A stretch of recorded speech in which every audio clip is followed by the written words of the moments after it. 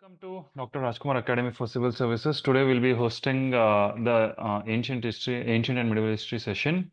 We have with us Advocate Manoj Madhav, who is a veteran in UPSC field. It is an honor to welcome Advocate Manoj Madhav, sir, who is a distinguished academician and also an adventurist. He has over 14 years of teaching experience in ancient, medieval, and also world history. Manoj Madhav sir holds multiple master's degrees in history, political science, religion, philosophy, defense strategic studies, public administration, and law. Also, is served as a personal secretary to Dr. Shashi Tharoor and was selected for Indian Army officers training. He is a true polymath. He is also a mountaineer, scuba diver, martial artist, national level tennis player, multi-talented person. His contributions as an international tennis federation umpire and his recent gold medal win in chess boxing highlights his dynamic profile. We are privileged to hear from someone who exemplifies such a unique blend of intellect, discipline, and dedication. Please join me in welcoming Advocate Manoj Madhav, sir. Thank you, sir, for being here.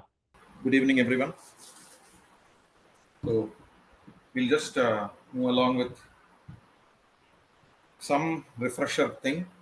I have not done much or something like that. We have what we have done is like collected a few previous year questions so that we can go according to trend.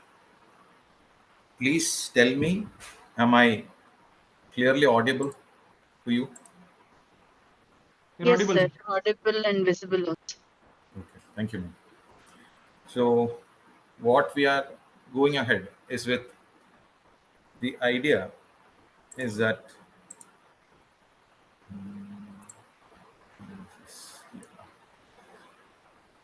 so I don't think that most of the questions will be coming. I mean, it's my perception. I don't know whether it will happen, whether it will be completely. It is my perspective. We have been discussing this in the class or throughout, whoever has met me. We have been discussing all this. So, uh, yeah. So, what we can do by is discuss some areas, previous year's questions, and some of the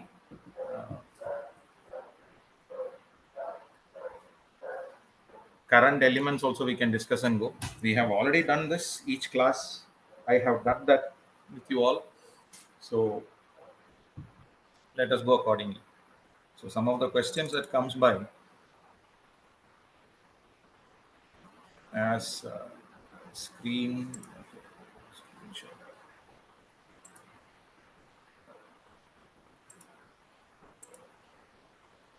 So some of the questions that comes, we'll go topic by topic, and whatever topics are not there also, we'll just use it. So one of the first questions, usually prehistorically some kind of paintings. So it can be asked from paintings. So look into the paintings as well, where paintings came by. When I have given you the details of painting, where it comes by, say some Ravan Phadi painting that was there. Give importance into Ravan Phadi, Badami cave paintings, or we can also consider that as say Bhimbedka paintings. So these kind of paintings, who was the grandfather, those kind of things, and all I've given you. So those kind of areas you please take care, because those areas more or less it is going to come from art and culture. Nothing of political side is going to be there. So pre-history, when you talk about, let us concentrate more on art and culture, especially the part of paintings. Okay, there are so many slides. You have any doubts means you please ask. I will refer to that questions which are asked. But as of now, questions, let's go accordingly and then uh, do. So can you see this scrolled question, first one? Can you see the question? Okay. So when we look at the same, what we come across is that, fine. So what we come across is the same for which one of the following? 2019 question. So it is a purely political question that has come by. The political question which has been asked, which one of the following is not a Harappan site? So it comes for the idea of Sohgaura. So try to answer if you can. Let's see. Let's be let's get engage ourselves. Otherwise, it is going to be very monolingual. I don't want that. In classroom also, I don't want that happening. So it's very monolingual. I don't want that. You also try to participate if you can. So that comes by. So the answer that goes on is Sohgaura, which the other three sites are there: Chanhudaru, Koddiji, and Desalpur. So these are all. And one more thing, again, the war is going on. We have not declared any ceasefire or something. Americans have told the ceasefire. So don't misunderstand. We have not declared any ceasefire as such. So when the ceasefiring concept has not come by, and one of the major parts that one thing that has one article which I read 2-3 days before is that Pakistan was trying to harm or endanger certain places which is actually historical. The historical means Pakistan is based for which one? Indus Valley civilization. Most of the Indus Valley sites are in Pakistan. So we know that they even take away bricks from there. So in order to construct their own houses. So some of the claims from Pakistani historic, archaeological or archaeologists, they are claiming that India has struck some of the archaeological sites as well. We don't know. They see like Pakistani says everything is available on social media. This also should be available on social media. So let us learn from the WhatsApp University. So who learns from the WhatsApp University, then I don't know what to say about that. Official declaration, if anything has come from UNESCO, then we can accept. So follow UNESCO also. Some kind of disturbances, anything that is available with UNESCO also, please follow that. That is also very important in IVC that comes by. Okay. So the next question that comes, again, it was in 2011. This is the year which I wrote. So I don't know. This was a disastrous year for me because CSAT came in this year. All of us were scared and we did not know what to do. So regarding the Indus Valley civilization, again, it was predominantly a secular civilization and the religious element through present did not dominate the scene. So here, what do you see?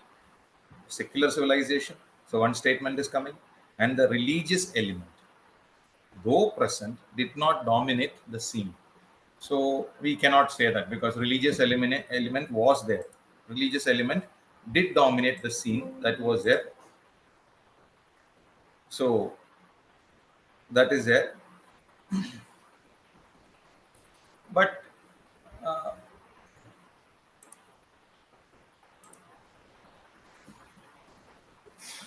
it was a secular civilization. That is there. Religious element, though present, did not dominate the scene. Okay, we can go for that. Because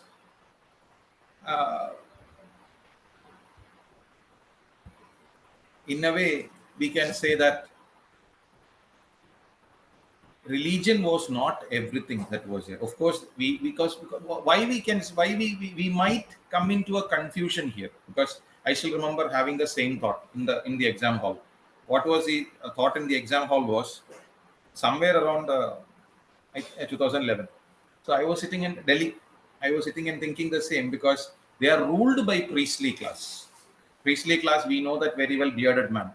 So through bearded man, we can very well understand, yes, they were dominated by the religious sense. But was it really religious? We still do not have a fact about that.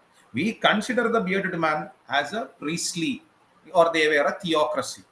We consider them to be a theocracy, but other than that, we don't have much of an answer for it. A credible statement we don't have. We cannot consider this as fact or something. It can be given as a hypothesis. But were they as theocracy? No. So secular nature is better in approach that we can say. Then during this period, cotton was used for manufacturing textiles very, very well. So cotton was there, manufacturing textiles in India. Cotton was there. Cotton was sent as to Bahrain. Bahrain was called as Dilmun. There was only one, port available. That was Lothal was there. So one port available here. Some port should be somewhere else. So that was called the Dilmun, Persian Gulf, where it was in the modern day Bahrain region. So from there it went as far as where? Where did it go as far as? Where did they go as far?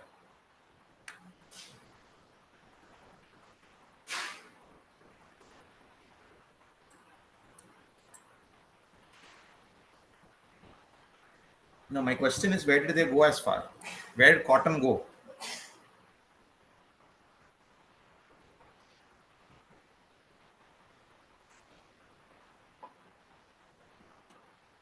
No answer.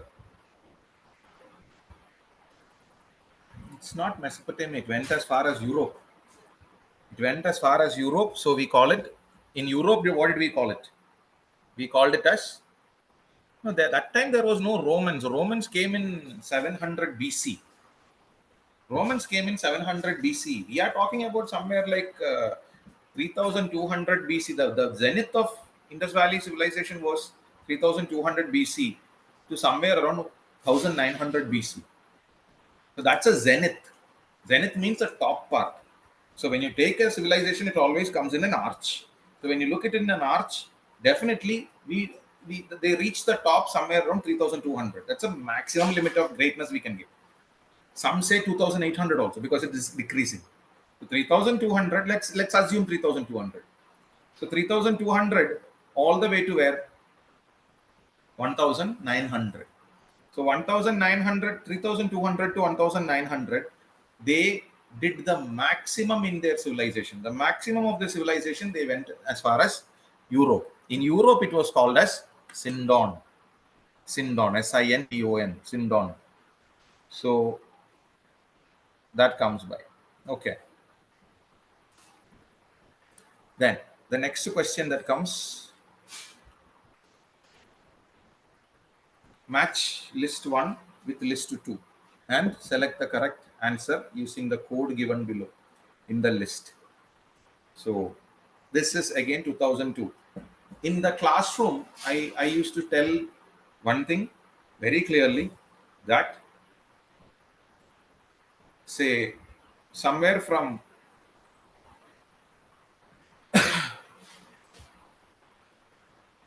early 2000. This is a question from 2002. So when we look at the question, we very well understand idea of match the following. Today, pairing has come by. So match the following in even before I started preparing. Started preparing 2004 or something. So, well, we can say that somewhere the idea of match the following existed somewhere till 2005. After that, we don't see much of match the following, but we are still seeing the idea of pairing. So here, when we look into that, okay.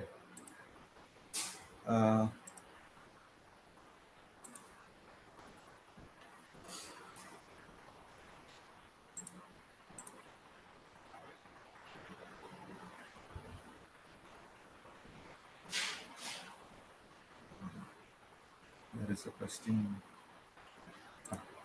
Okay. So Lothal can be given. What was there in Lothal? Dockyard was there.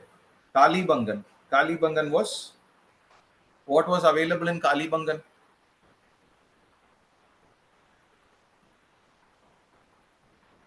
A plowed field was found. A plowed field was found, and so then Vanavali, we can say it as what?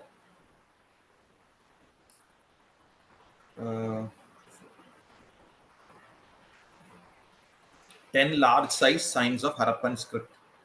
And Dholavira was this one, 10 large size Harappan script. Vanavali, when we take, that comes in as this one, terracotta replica of clock, that comes by. So Lothal goes for Dockyard 2, Kalibangan comes for law field, that comes by, so 2143. So 2002 answer that goes in for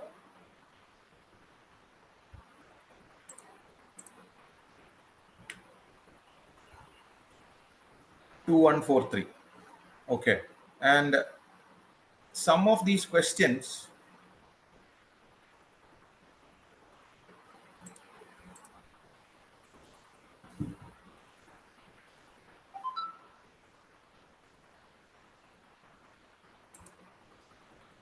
okay, so the next one, some of the questions that I've taken is from, so when we come into Harappa current affairs, we have discussed more in class. What should you come across?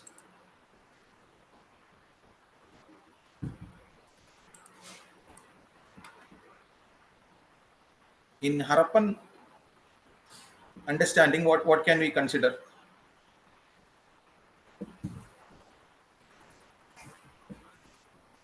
Some idea?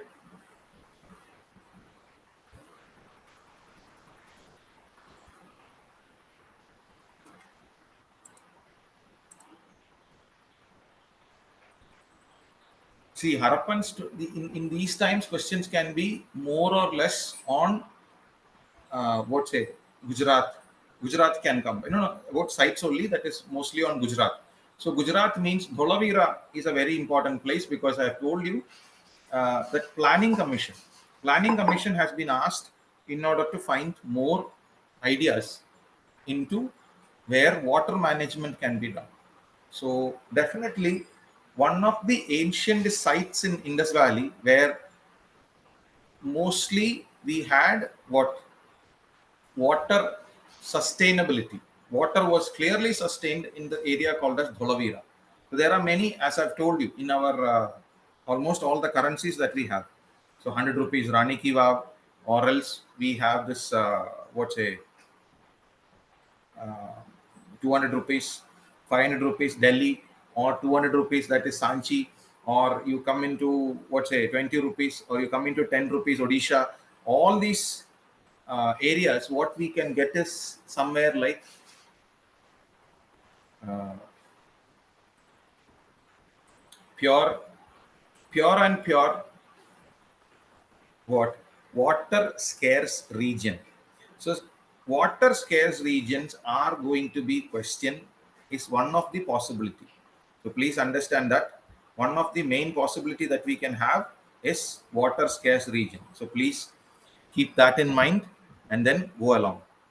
Then another question that formulation can be given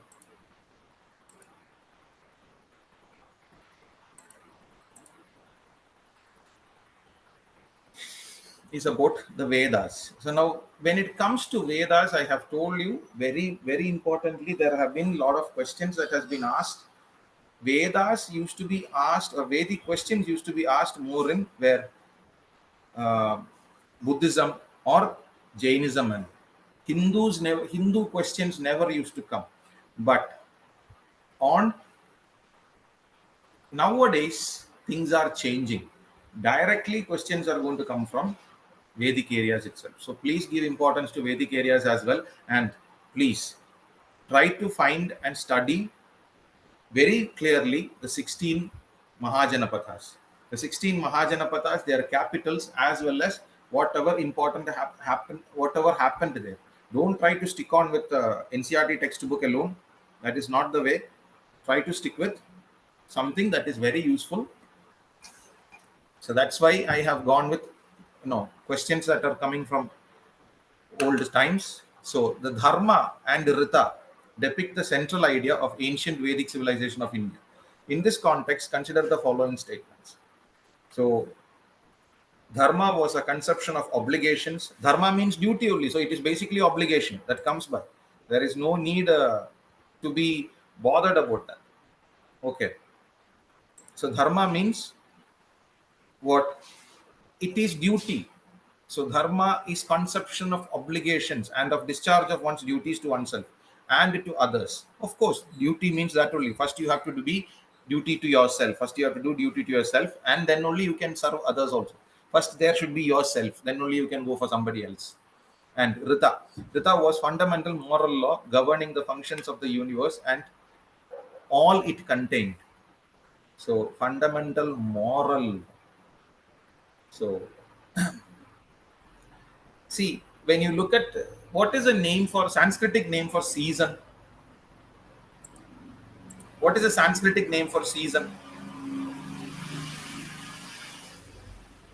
If I may tell, Ritu. Ritu we can say. So when we look at the idea of Ritu, so Ritu is so when you look at the idea of seasons, season means it comes with a moral obligation. It comes with a moral obligation. It comes without fail. So when you look at that particular question also put through, that Rita was a fundamental and moral law governing the universe.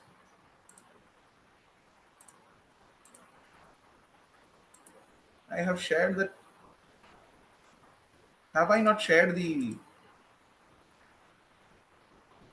paper? Can you see this?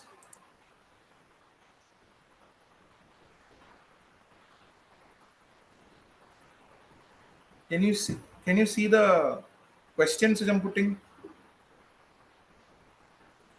Okay, fine. It's more like it.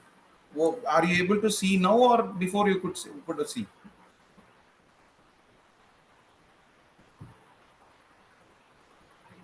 Both are. Fine, fine, fine, fine. Fine, fine, fine, fine. Okay, fine.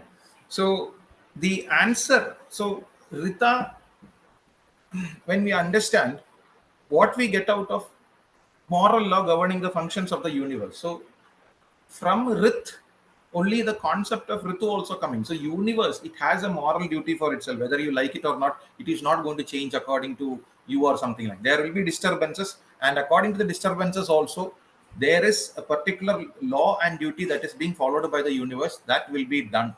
So dharma is conception of obligations and rita. So we can consider this both 1 and 2. So this was a 2011 question. Later on, they'll share all this. Then next question that comes by religion and early Vedic Aryans was primarily of religion and early Vedic Aryans was primarily of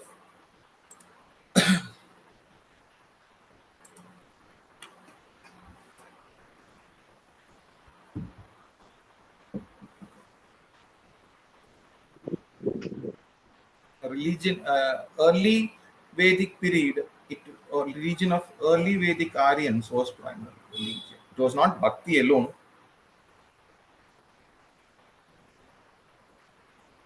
So they considered the elements as well because yagas and yajnas were also done, and in order for a particular understanding that comes by that, so that it is more or less understood by the idea of nature. So nature is something which is followed, that we can greatly take it. So basically the 2012 question, the religion of early Vedic Aryans was primarily of worship of nature and yajnas. That is a third one that can be, we can say that. Third one is proper, that can be kept like that. Okay, then very old question that comes by in the context of ancient Indian society, which of the following term does not belong to the category of the other three?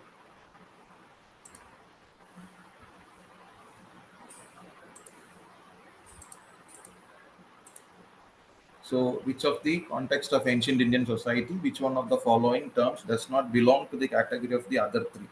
So Kula, Vamsha, Gotra. So Gotra means tribe, Vamsha means lineage, Kula means a clan. Here Kosham. Kosham means what? Any idea what is a Kosham means? What is a Kosha?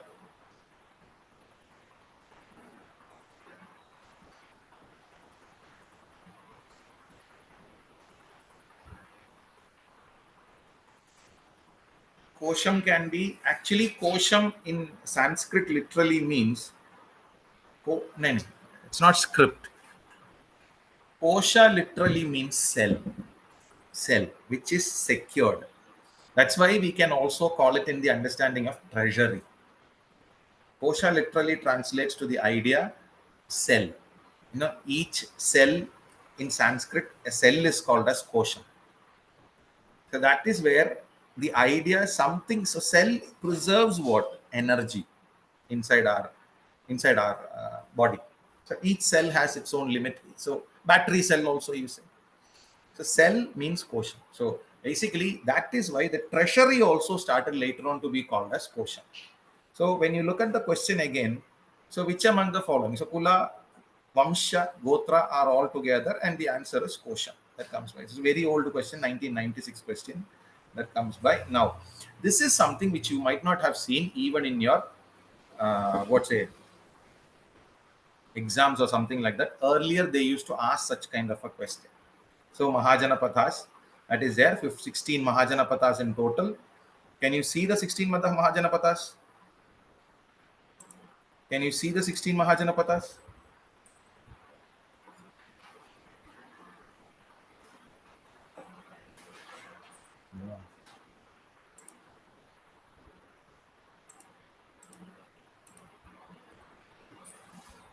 No?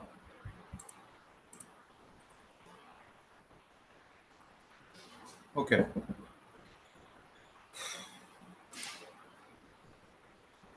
Okay. So when you look at the 16 Mahajanapathas, 15 of them are in north of India. Only one is there in the south, that is in modern day Maharashtra region. It is Ashmaka. It is not Asaka. It is Ashmaka. The only one available in Maharashtra is a spelling mistake, something that has come by. It is not Asaka. It is Ashmaka. That comes.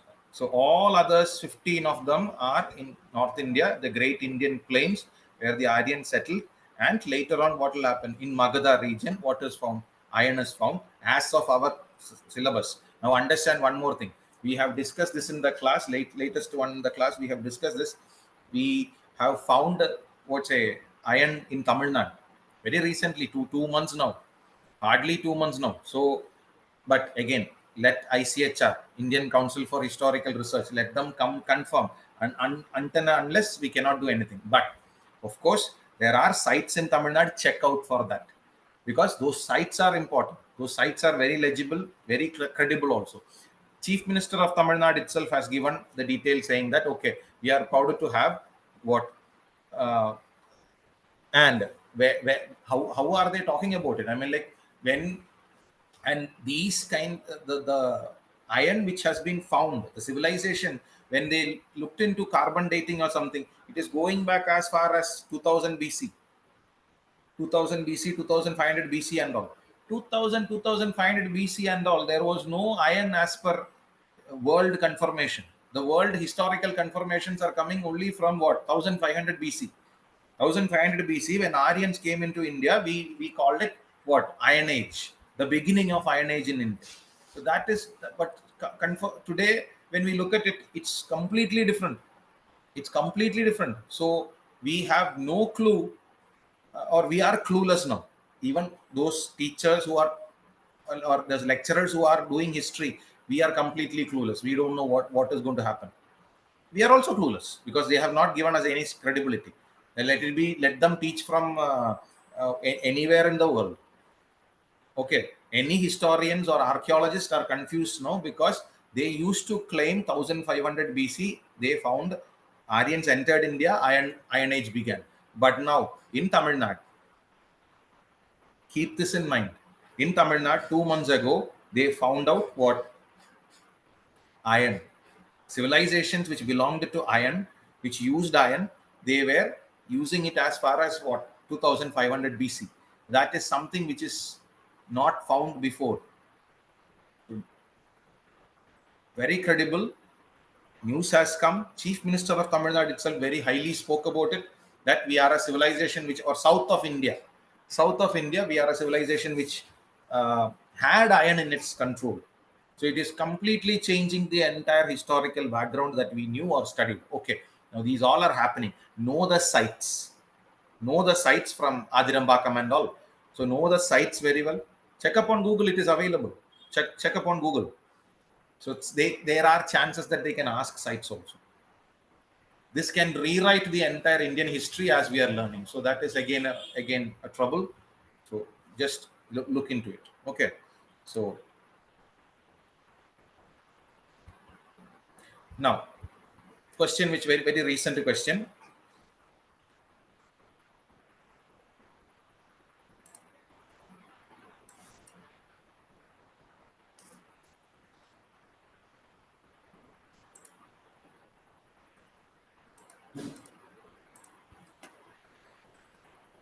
With reference to the history of India, consider this following pairs.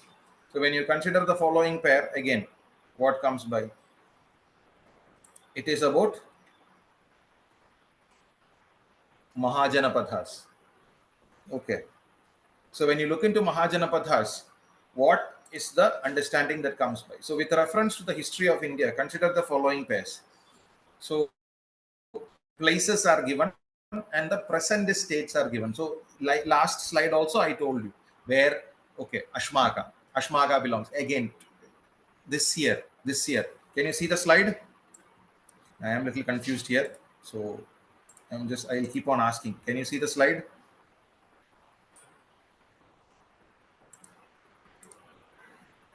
Okay. Now, one more important thing. Again, when we went for war, what is the connection with Afghanistan? Why Afghanistan is supporting India much? All these concepts were there. Afghanis were very much closer to us. So when they are against Pakistan, so all these concepts are also coming. So when you look into that particularity, please understand which area comes, which of the Mahajanapathas, which of the prominent Mahajanapathas was available in Afghanistan, which of the prominent Mahajanapathas was available in prominent one I am asking. Exactly, Gandhar, Kandahar. The name Kandahar comes by is from Gandhar. So please keep that in mind. There are ancient relations itself. So how much ever. So imagine now what is happening. Why I brought this question inside is because Pakistanis are saying that we are different gene from that of India. We don't belong to the Indian gene. Bloody fellows went from here only. When they went there and from India only they got separated. At least Afghanistan has gone away 300, 400 years ago. Hardly 70 years, 80 years. These idiots went very recently. And they are saying that they belong to the Arab gene rather than the Indian gene. And Arabs will not accept them. Or I mean, they will openly spit on these guys. So, but still, okay, whatever. Let them claim whatever they are. So that is not the thing that comes by. So when we look into the factor, what we understand about the same is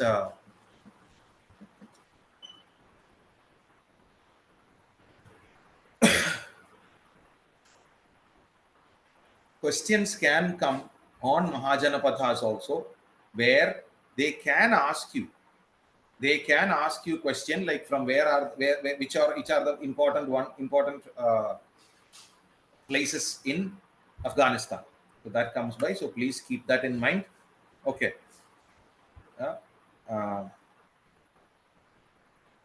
So question that came by. So first one, Bhilsa. Bhilsa is coming from Madhya Pradesh. That comes by. So actually they have gone very detailed. Because why? Because here they are going into the level of Janapadhas. How many Janapadhas were there? Mahajanapadhas are 16. How many Janapadhas were there?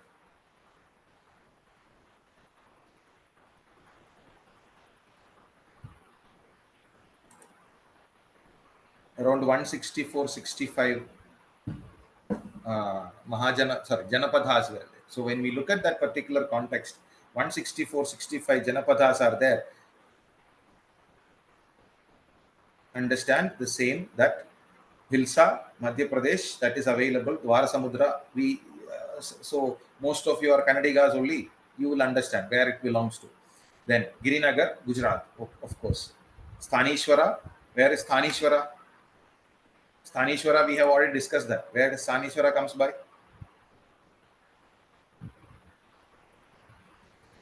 Sthanishwara, old name, or sorry, new name, Tanesar. Tanesar.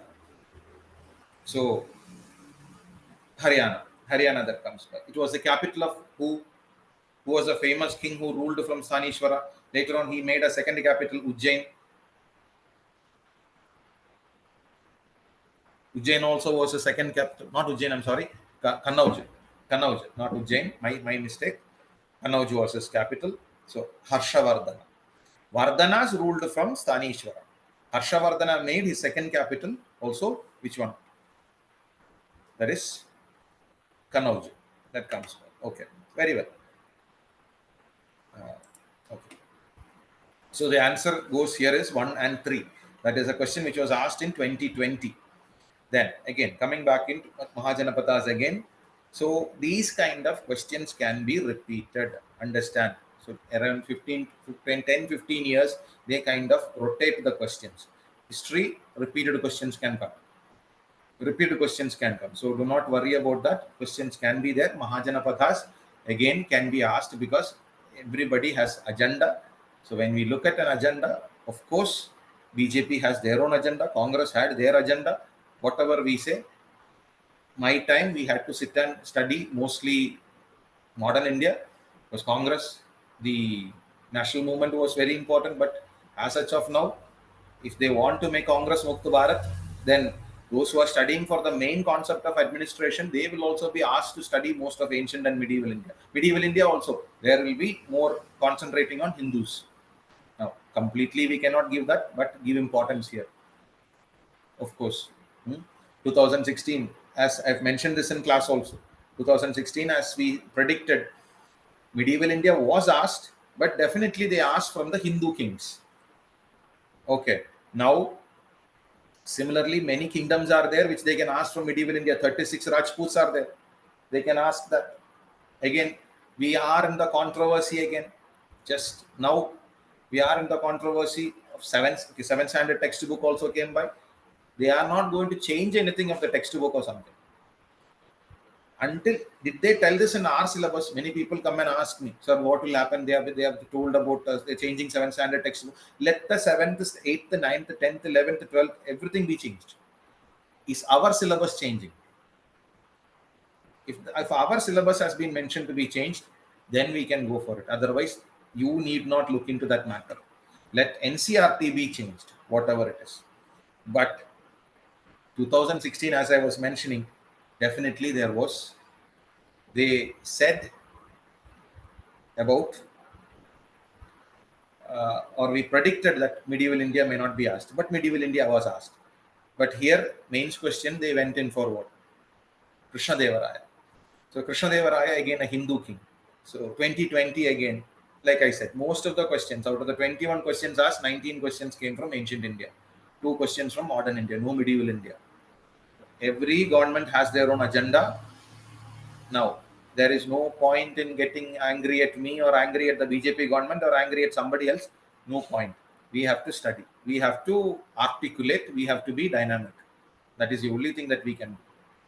So, can you see this question? Between the following was ancient town of Takshashila located?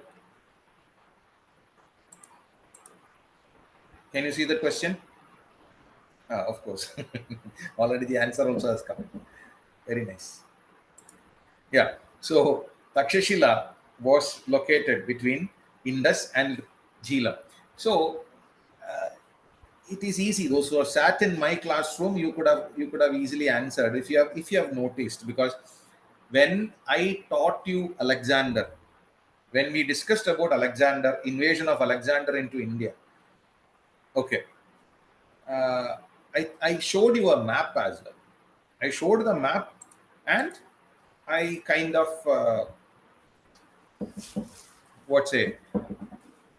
we showed the map and we kind of discussed that particular concept also. I mean, like, I don't know, the Battle of Jhelum. The Battle of Jhelum was fought between Porus and Alexander. And after defeating Porus, okay, Porus was given back everything, but then Alexander moves into Indus. When Alexander moves into Indus, what happens is when he sees the mighty army of the Nandas. When the mighty army of the Nandas was seen by Alexander, he literally got shocked, and they all, retreated from India. So, mighty army of the mighty army of Nandas or Indian army was standing beyond Indus. So when Alexander looked, so first thing he's defeating. So before defeating Porus, the ruler of Takshashila subjugated to Alexander. Who was that ruler?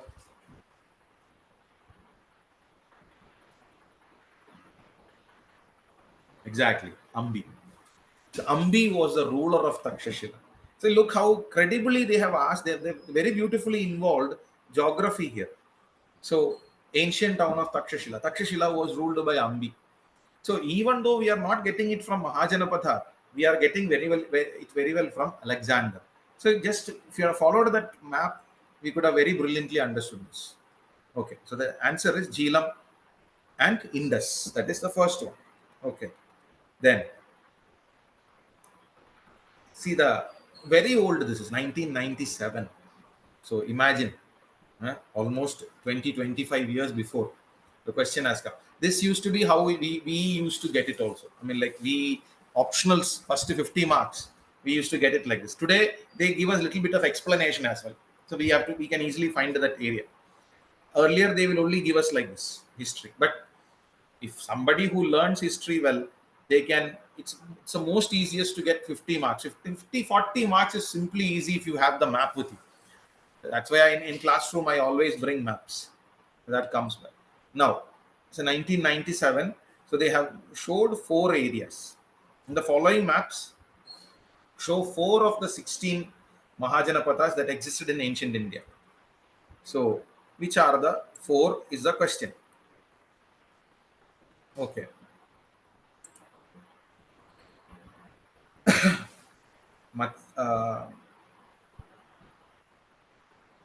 Matsya. So, Avanti Rashtra. Anga is B. Anga is B. Then Vatsa. So, we can just go back. See. Avanti. Then Matsya. Avanti Matsya. Avanti and Matsya. Then the last Magadha, right? Vatsa and Anga.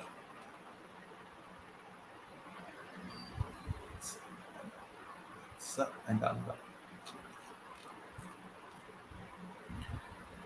So the answer goes in the form of C. See, let's not be confused. Don't get angry on this also. I know your generation is very impatient generation. So that I understand. But here we have to understand why, because there are chances that such kind of questions can come again. So 1997, why sold such an old question? Why should we learn about it? No, there is nothing like that. If you are coming for UPSC, first thing you should learn is patience and perseverance. Without that, nobody can conquer UPSC also. Nobody can win UPSC as well. So when you look at the understanding, please, 1990, just because it is 1997, don't think that is what it is. No, don't think like that. You should be able to get along with it. 1997 question, let it be 1987 question, 1977, because it is not current affairs or polity or something. History change is very less. Hardly it will change. So when you don't change, understand, they can ask questions from anywhere. So To understand a pattern is why such a question was brought. Please understand that. Now coming into Persians and Alexander after Vedic age, then say Buddhism, Jainism questions can come by. Buddhism, Jainism, lot of questions have been coming. Then the next questions that comes,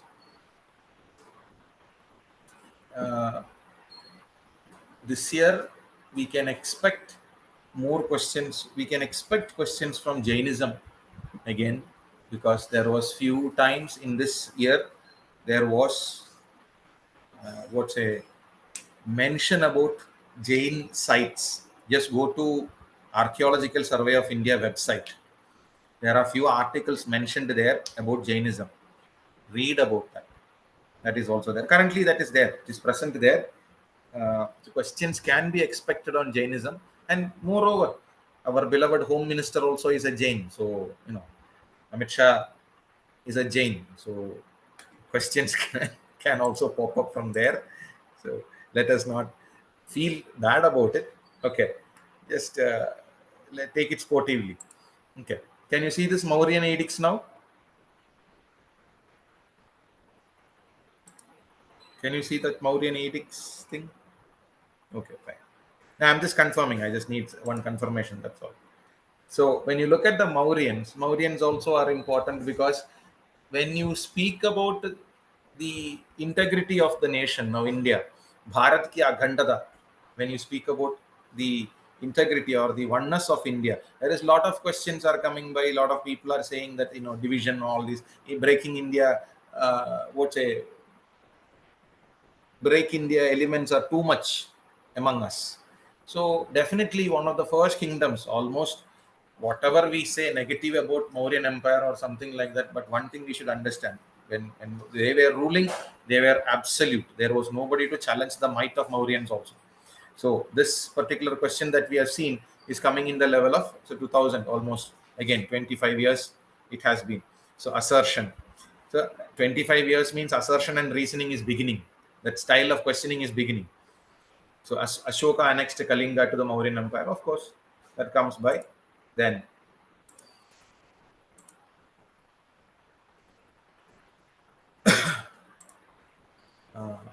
Kalinga controlled the land and sea routes to South India.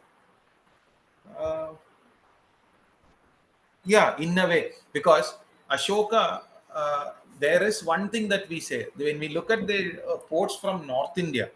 There is one thing that we mentioned, like Ashoka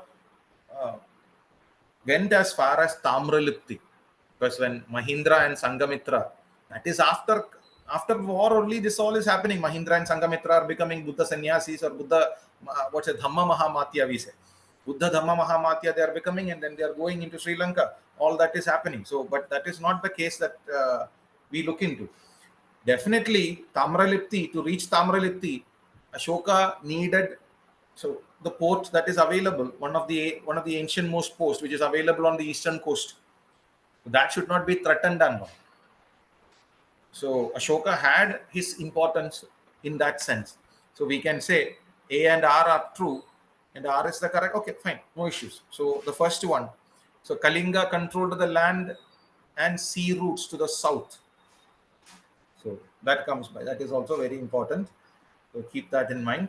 Then now location. Whenever I have shown you n number of maps on where most of the edicts are located. So Dhauli, Odisha, Eragudi, Andhra Pradesh, Jaugada, Jaugada we have already also discussed. What comes in Jaugada? What is the importance of Jaugada? What is the importance of Jaugada? In art and culture class we have discussed.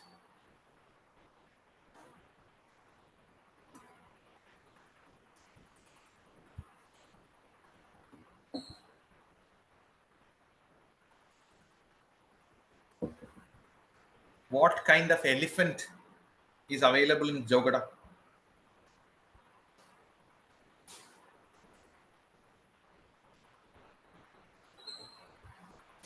we discussed about an elephant.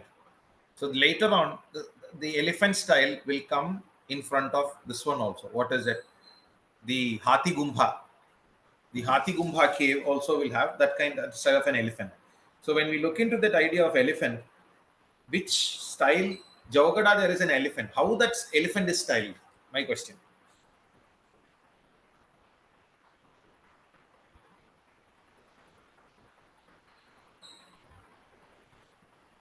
An elephant which is made in such a style, half of the elephant only is shown. Half of the elephant is in a rock itself, because it is presumed, if you remember that site, the elephant is trying to come out of the cave.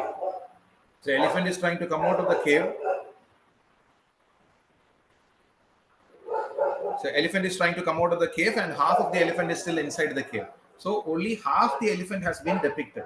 So that is the famous Dhauli Jaugada elephant. One of the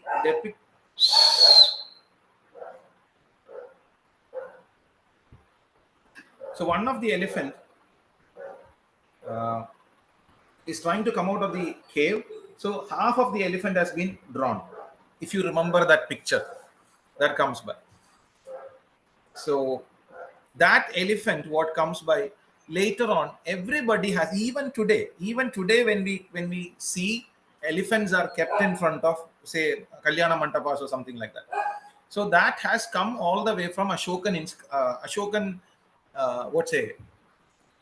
architectural that comes by. So that's one thing that we have to keep in mind. So Jaugada, Madhya Pradesh, and Kalsi, that is Karnataka. So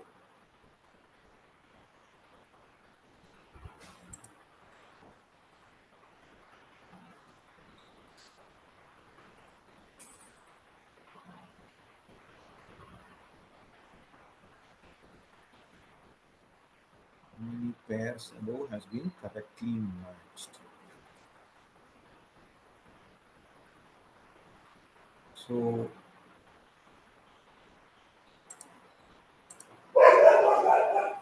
the answer can be Dhauli is Odisha, Eragudi is Dhauli. Jaugada should come in Odisha, no? That is there. So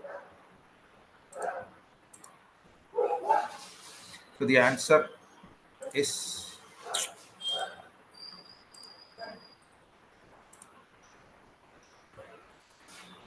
Odisha and Andhra Pradesh. These two are, so because third one is wrong, fourth one is wrong. That comes by.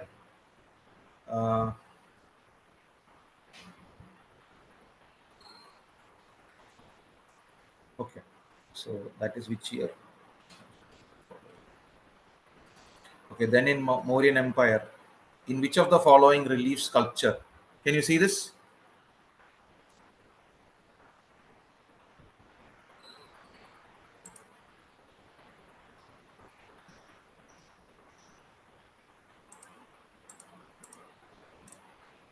Okay, so in which of the following sculpture, following relief sculpture, inscriptions is Ranyo Ashoka, King Ashoka, mentioned along with stone portrait of Ashoka?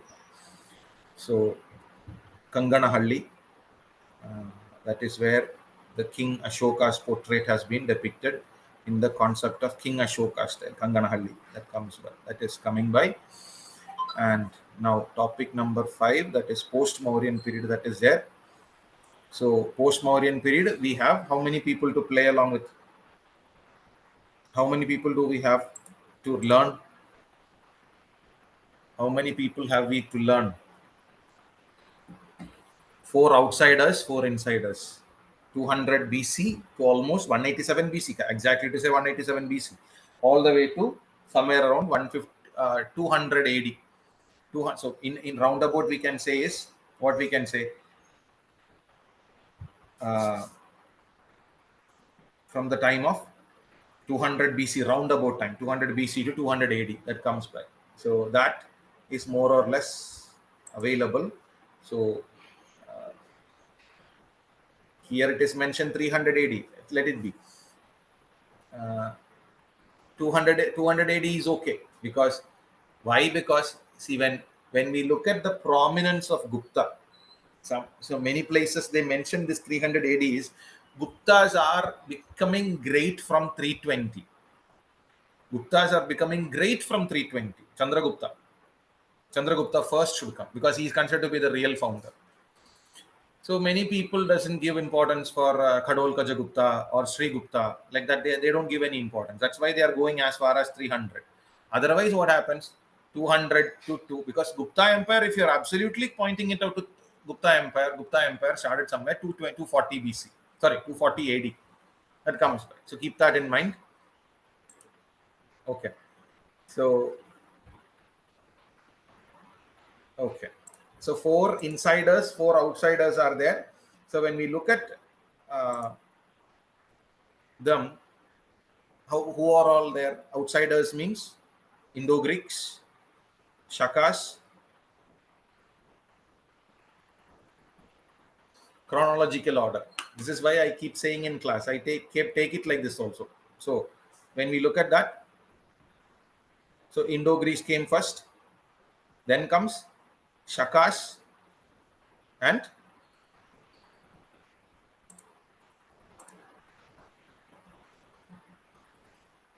yeah, in between who are there? If the answer is A, in between who are there? Indo-Greek, Shakas, in between Shakas and Kushans who were sandwiched.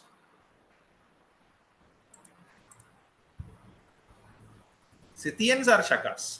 Scythians, when they come into India, they mix with Indians. They are called Indo-Scythians. Indo-Scythians are called as Shakas. Okay. After Shakas, who comes to India? No, Bactrians are not. Shatavahanas are in South India, right? Shatavahanas, exactly. Parthians. When they Parthians come from Iran, Iraq region, they come and mix with Indians. We call them Indo-Parthians. Indo-Parthians, again, we call them Pehlavas. Pehlavas later on will go and mix with Shatavahanas also, where they will go on to become Pallavas. We have discussed this in class. Parthians, that comes by. So this is what we have to understand. Keep that in mind. So the question was, the chronological order is A, Greek, Shakas and Kushans. Okay, and coming into the post-Mauryan period again.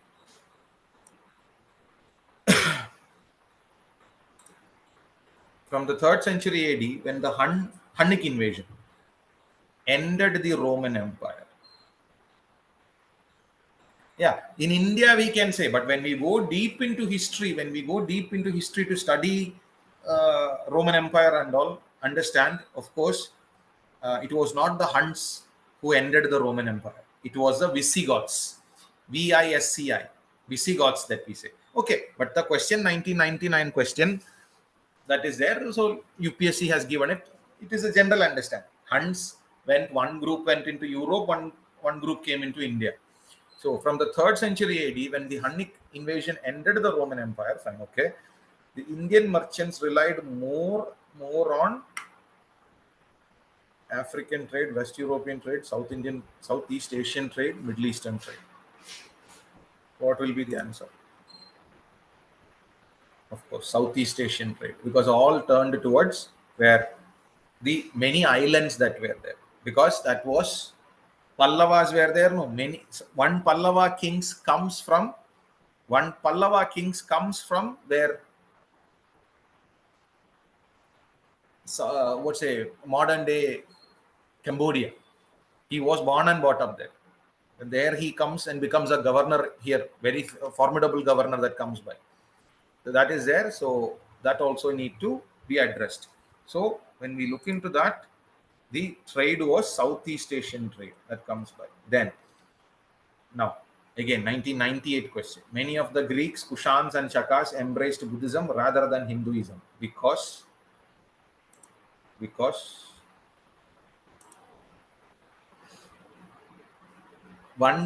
few things about, see, we have discussed this concept also in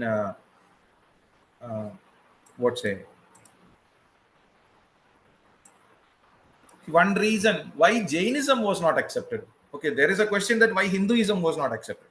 And when we very well look why Jainism was not accepted.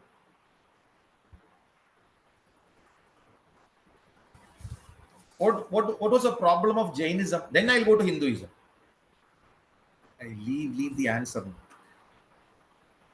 Hinduism, of course, rigidity was there. It was complex. Complexity was there. Hinduism was expensive. So to do a puja, see now almost everything is rigid only. You bring a pujari home, you bring a priest home, you bring a maulavi or a mullah home. Everything is costly. So that is out of the thing. So when we look into this particular idea, Buddhism and Jainism, one of the no. Just because of ahimsa, nobody will join something. No. Then why? Okay, Aniruddha Ravish. Aniruddha Ravish should be a Jain or a Buddhist, right? By reading your name, we can understand that you are a Hindu. So, ahimsa is not, and Buddhism still allowed to kill. Sorry, not kill. I mean, like eat flesh of the dead animals that is there. So that also comes by, right? So when we look into that, idea, one of the reason why people chose Buddhism. Okay, as per the question, chose Buddhism. Buddhism was not so rigid. They could eat meat. Of course, they could not kill anybody for that. They could eat meat. And after eating, what can be done? They can go as far. And one more thing, Buddhism and Jainism, uh,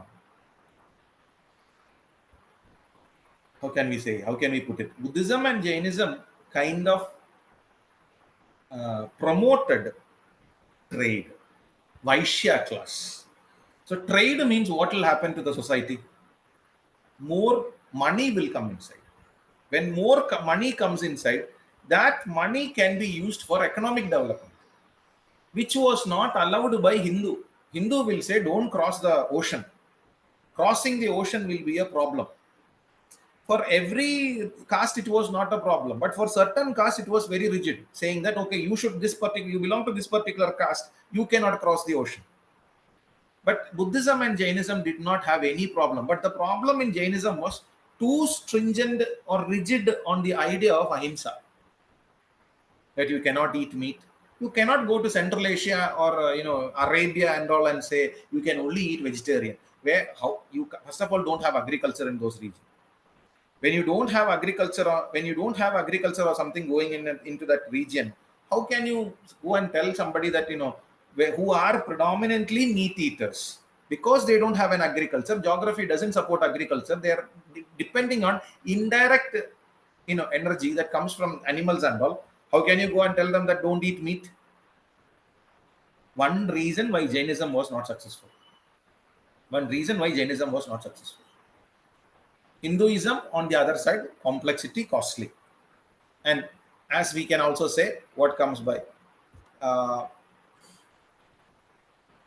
Buddhism was acceptable. It was somewhere between Jainism and Hinduism. Flexible it was. So that reason, Buddhism was accepted by many. So we can very well say that Buddhism provide easier access to Indian society. That was it. So uh, caste was not. I did not even mention about caste here. See, this much reasonings I gave. I did not even mention about caste. So C is not something that cannot be accepted. The answer is D. The answer is D. Easier access into Indian society. And moreover, most of these people who came from outside, they kind of had an idea of monotheism also, one god system. So here Buddha was one god and Hindu was polytheist. So acceptance through Hinduism in a polytheistic society was also checked. So monotheism they could easily understand. So that was there. Now the next question. Just give me 1 second. I'll just give you just take a break for some time. I'll just join you like 2 minutes or something, 5 minutes.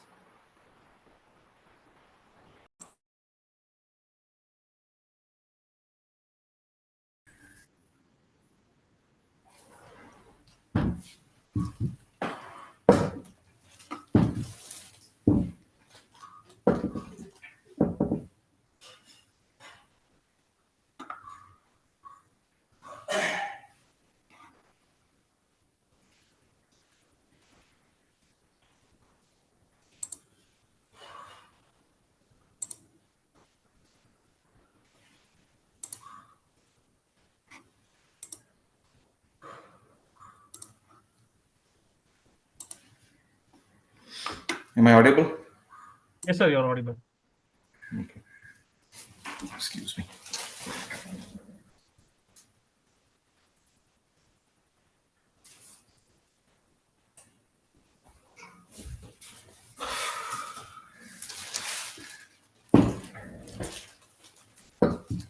Um,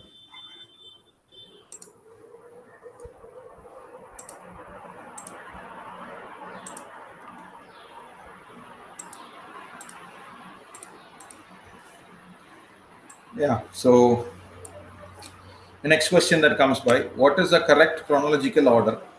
1998 question. Again, these are all old. So, chronological order in which the following appeared in India. Okay.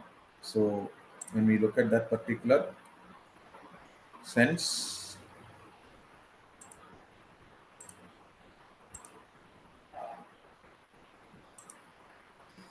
what was the correct chronological order in which the following appeared in India? That was first one, it was urbanization. After urbanization, wooden plow, bronze plow, or copper plow, all these only what can come? Iron. Because before iron coming itself, we had urbanization in India by Indus Valley civilization. So first came urbanization. Of course, in Indus Valley only what came by iron plow. Sorry, in Vedic age we saw iron plow. Then punch marked silver coins first came. We understand that Mauryans had Purana we say, and finally gold coins. So 4321, that is D. So 1998 question, that availability is D. That comes back. So the next importance, Buddhism. We were discussing on Buddhism and Jainism only. Anyway, one of the most loved topics by UPSC that we understand. So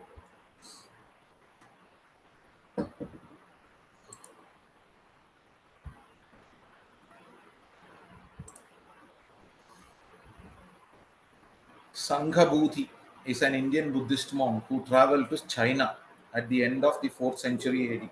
Was the author of a commentary on which book? Or the commentary was called. This is last year's.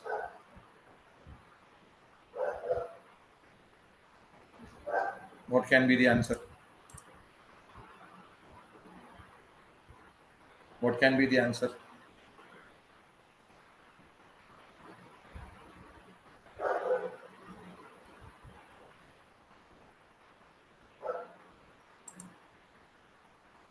Sarvastidavada Vinaya. So last year's, so maybe in classroom and all discussions we would have done. So the Sankabudhi, he wrote or he commented on the book called as Sarvastidavada Vinaya. That comes back. Okay. In which one of the following religions or regions was uh, Dhanyakataka, which flourished as prominent Buddhist center under the prominent Buddhist center under Mahasanghikas. So what is that coming by? So Mahasanghikas were mostly in which region? Mahasanghikas were in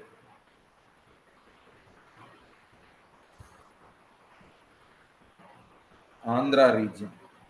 They were mostly from the Andhra region. So that comes back. Then the next question that comes, with reference to ancient India, consider the following statements. The concept of stupa is Buddhist in origin. Stupa is not Buddhist in origin.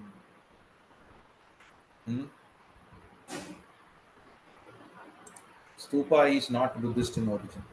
Stupa actually was, when we start learning about stupas in the art and culture class, I will generally say stupa means heap. Pali language is stupa. Sanskrit language is stupa. So basically the heap that comes by, the heap means anywhere the burial comes. This was a Hindu tradition. It was adopted, or this practice came somewhere from 1500 400 BC. From 1500 400 BC, this particular context is there, and that was later adopted into Buddhism. So the concept of stupa is not a Buddhist in origin. That comes by. Okay. So that comes by. Stupa is generally repository of relics. Of course, they will have a heap, mount of heap. In the center, what will be there? There will be a particular structure. That structure can have been used by some of the persons sacred to that religion. That will become an artifact. That artifact will come and sit in the center. That comes by. That is what generally we mean of what stupa that comes by. Okay, so it is a repository of relics. Stupa was votive and commemorative structure in Buddhist tradition. Not exactly. It doesn't have to be. It doesn't have to be a commemorative structure or something. All time it is not like that, because there are three types of stupas that comes. That is Sharirika stupa, Paribhogika stupa, Uddeshika stupa. So there are three types of stupas that comes by, and Uddeshika stupas are not commemorative in any nature or something like that. So basically here the answer is only two that comes. So it was a general repository of relics that comes. With reference to Indian history, consider the following text. Nettipakarana, Parishishta Parvan, Avadana Ashtaka,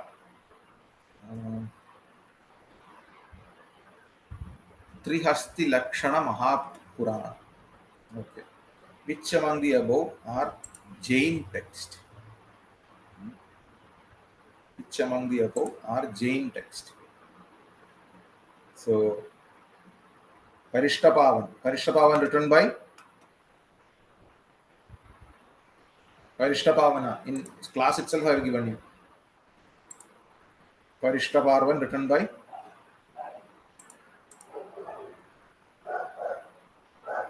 who are the ones who wrote Parishtapavana?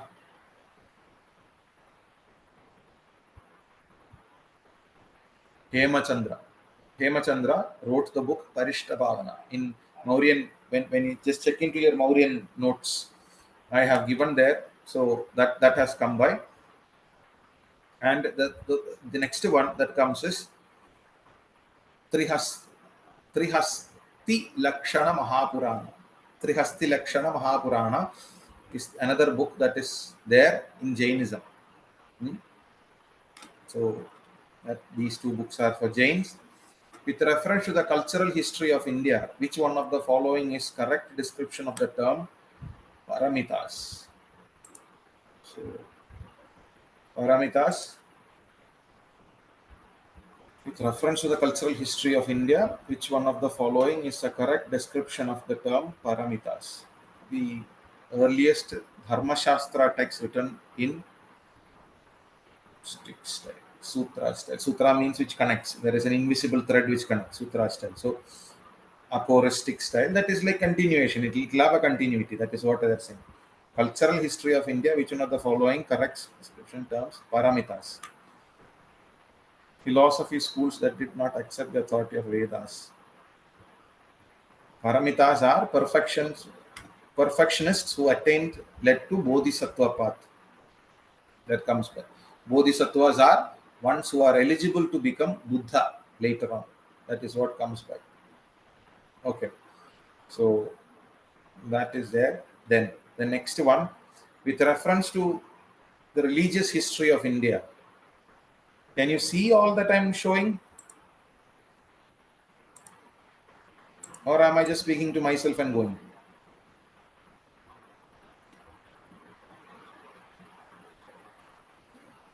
Can you see the slides? Okay, fine. I'm just concerned about that. Okay, so with reference to religious history of India, consider the following statements. So,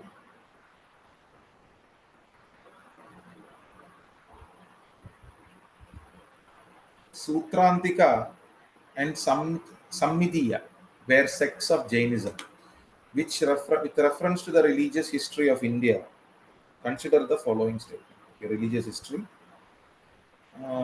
Sautrantika and Sammitiya were sects of Jainism. Okay.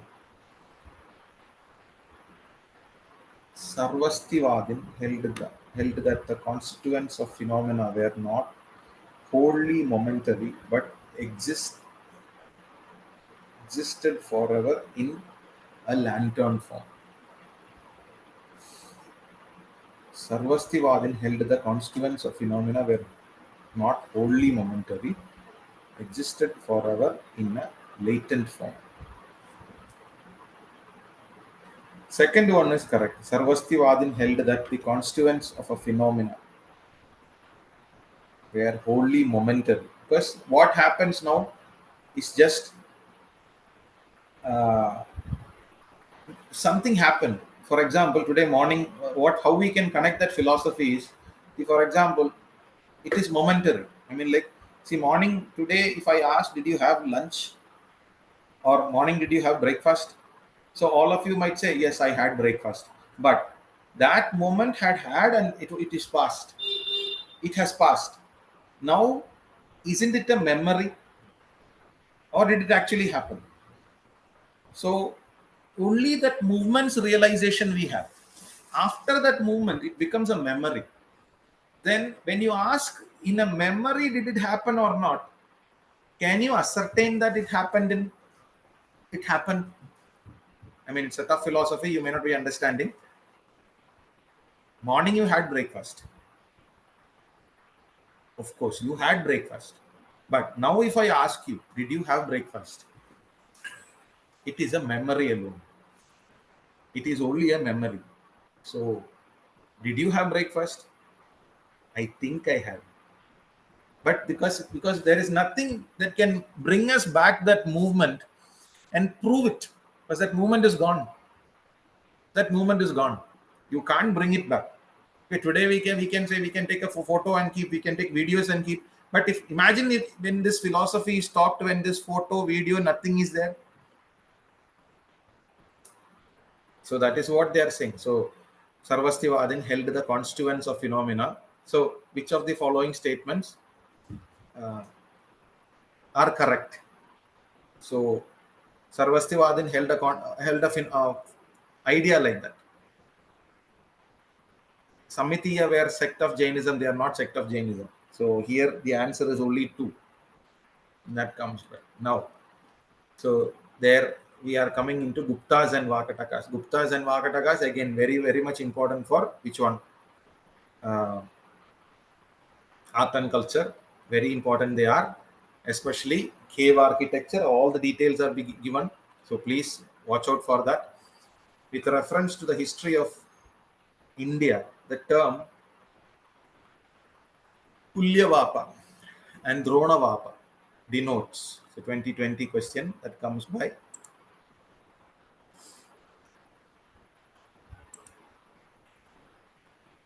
Kulyavapa means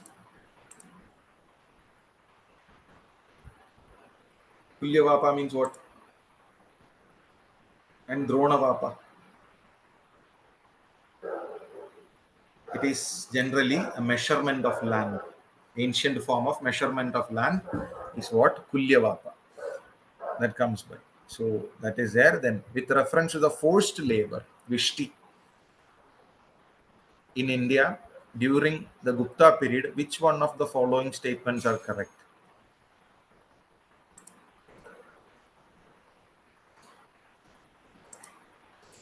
So first one, it was considered a source of income for the state and a sort of tax paid by the people. Reference to forced labor in India during Gupta period. Which one of the following statements? Okay, it was a source of tax only. You can pay by cash or you can pay by kind also. Cash or kind was both done in Gupta period. So that is there. It was totally absent in Madhya Pradesh, Kathiawar. No, because Gupta's their second capital. Mostly, Ujjain region. So Madhya Pradesh was there. No. The forced labor was entitled to weekly wages. Nothing like that. Here, forced labor means what? A slave. How will you bring in the idea of weekly wages there? Eldest son of the laborer was sent as forced labor. Nothing like that. So all these. So it is mostly the source which is tax paid by the people. That is A. That is for Gupta. So next around 15 years question, that is assertion. The origin of the feudal system in ancient India can be traced to military campaigns. Origin of feudal system can be,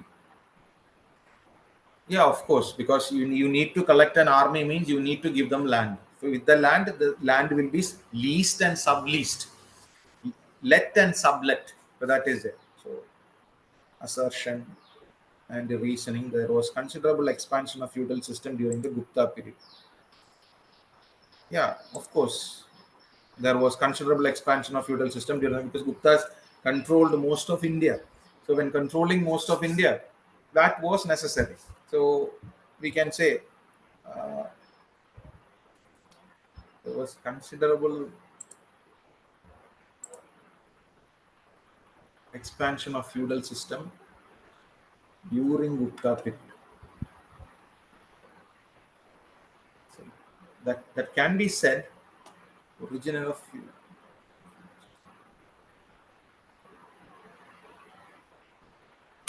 But R does not have to be the explanation of A. So we can go with B. Both A and R are true, but R is not a correct explanation of A. That comes there. Now the next question. In Sanskrit plays written during Gupta period, women and Shudras speak. Gupta period, no?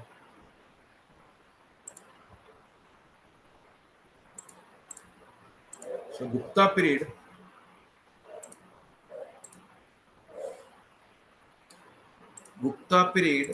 one problem we have to understand, because see, Gupta period, here they have asked one question here. Sanskrit plays written during Gupta period.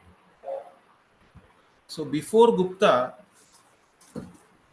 it was South and most part of North India was dominated by what? Shatavahanas.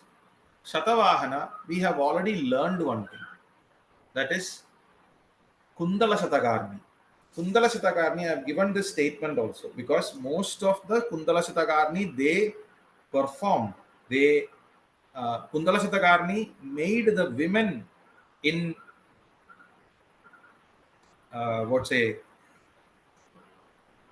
his empire or his harem strictly adhere to one language alone. So that language was nothing other than which one? Which was that language? Shatavahanas.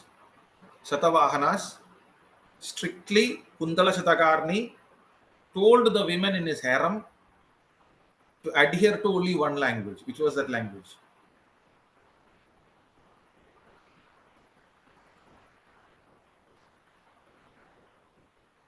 Prakrit.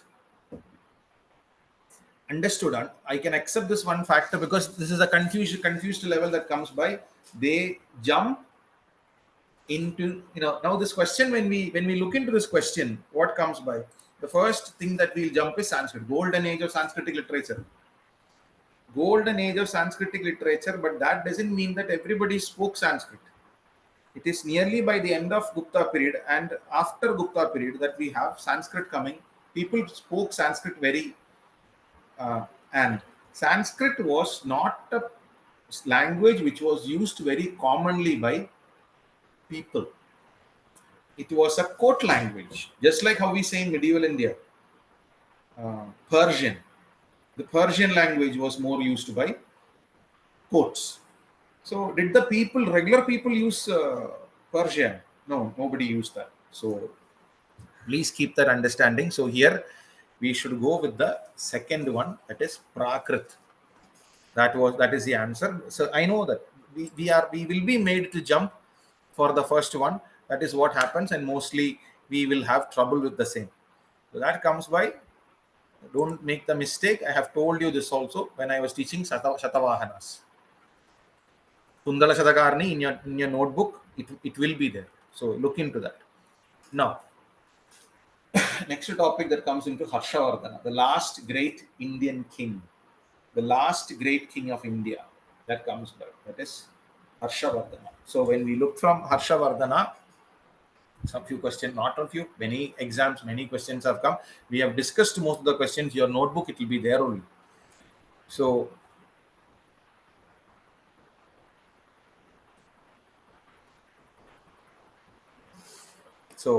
the next question, from the decline of Guptas until the rise of Harshavardhana in early 7th century, which of the following kingdoms were holding power in North India? Okay.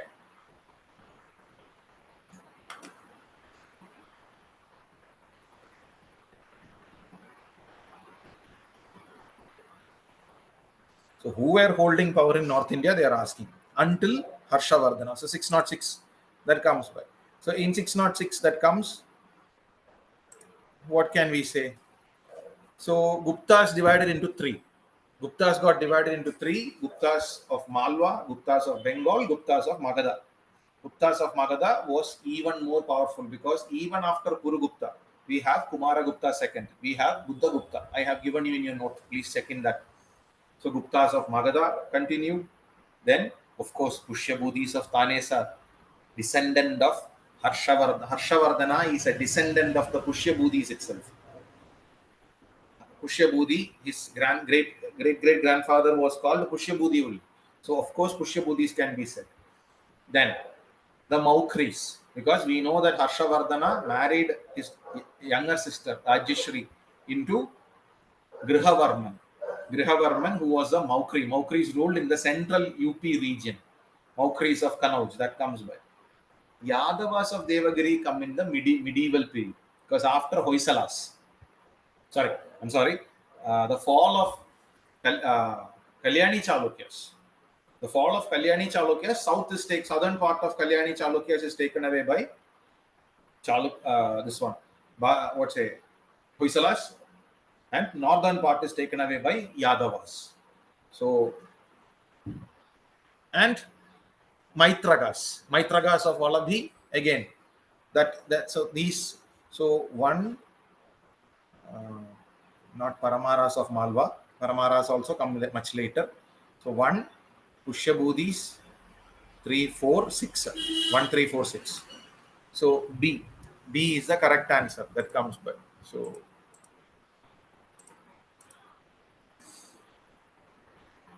that goes on. Harshavardhana convened the Prayag assembly. Of course he did. He convened the Prayag assembly. Reason, he wanted to popularize only the Mahayana form of Buddhism. He followed Mahayana form of Buddhism. He was influenced by his sister. That all is there. But so we can say Harshavardhana convened the Prayag assembly. That is there. More than 1,000 poets came by. Many people, they followed. The president was Wing Chang. All that was there. But just to popularize Mahayana Buddhism was not. He was interested in knowing who is the greatest knowledgeable person. That all is there. So we can go for this B, both A and true, but R is not the correct explanation that we can go. And coming into Sangam period and Dakhan period, that comes by.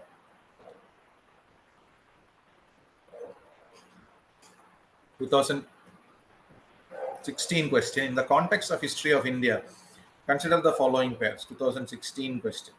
Eripatti, land revenue from which was set apart for the maintenance of village tank.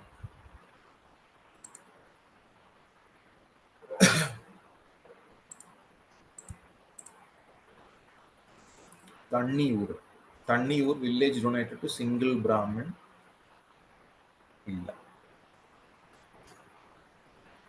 Village, if it is donated, is called Agraharam.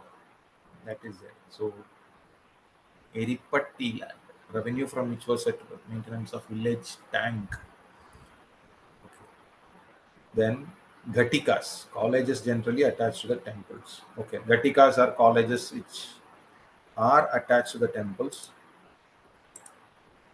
And Eripatti land also, we can say maintenance of the village tank.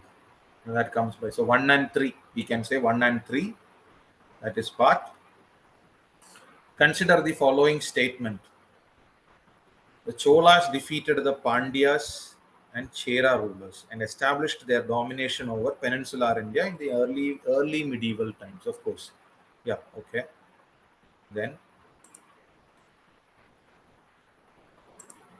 the Cholas sent an expedition against the Shailendra Empire, okay, in the Southeast Asia and conquered some of the areas. Okay, both 1 and 2 are right.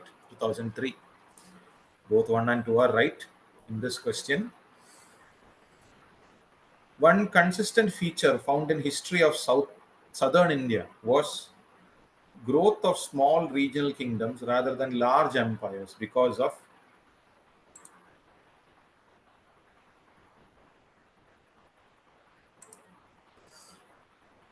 mineral like iron was found, or else we traded a lot of iron. That was it. Pandyas traded a lot of iron. Cholas were there. Cheras, maritime. We were southern India was a great maritime empire. That is, there is no question in that. So if not iron is available here, iron came from outside. That is it. So that comes by too many divisions in social structure. Because caste was not that stringent in south like north. The absence of vast areas of fertile land. Consistence of features of found in India was. This is what we can say, because absence of vast area of fertile land. Manpower there is in India. We are talking about India. I mean, like, there is no problem with manpower at all. We never had a problem in manpower. So even today we are the largest population. So never we had a problem with that. So scarcity of manpower is a myth in India, basically. Let it be Indus Valley civilization also, we had very large numbers because the land is basically blessed. And when you look at the Chera kingdom had all the Tamil different landforms also. I mean, like Mullai, Marudam, Kurinji, Neidal, Palai, all these 5 areas were available in South Kerala side, Chera region. So 5 different landforms were available. So scarcity of land weakened, absence of vast area of fertile land was the main reason that weakened, because land continuously changed. So that comes by. Now 6th century to 10th century, so early medieval India, that comes by.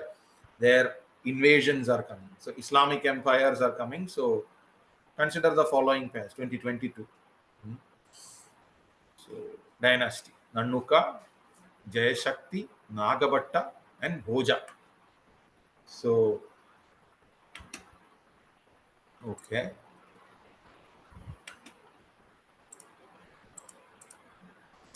So when you understand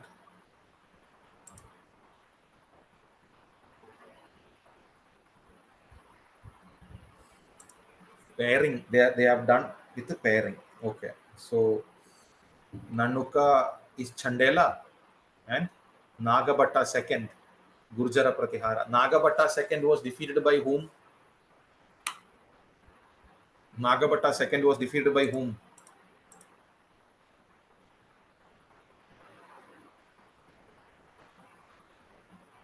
I have given this.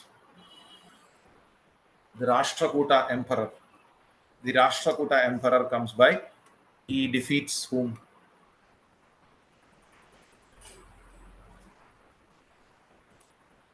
Or which Rashtrakuta emperor defeats Nagabhatta second?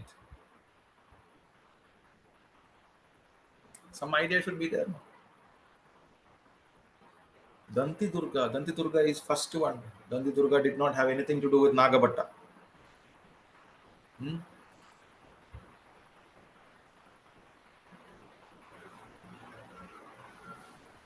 Because Druvadhara Varsha's son comes by.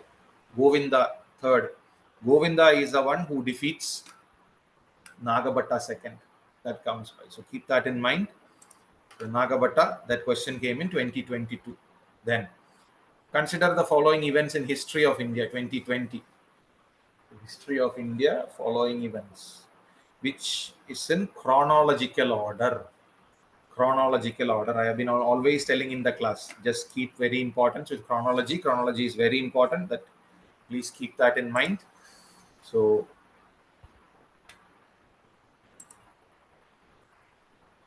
when we look at that, consider the following events in history of India. Rise of Pratiharas under King Bhoja.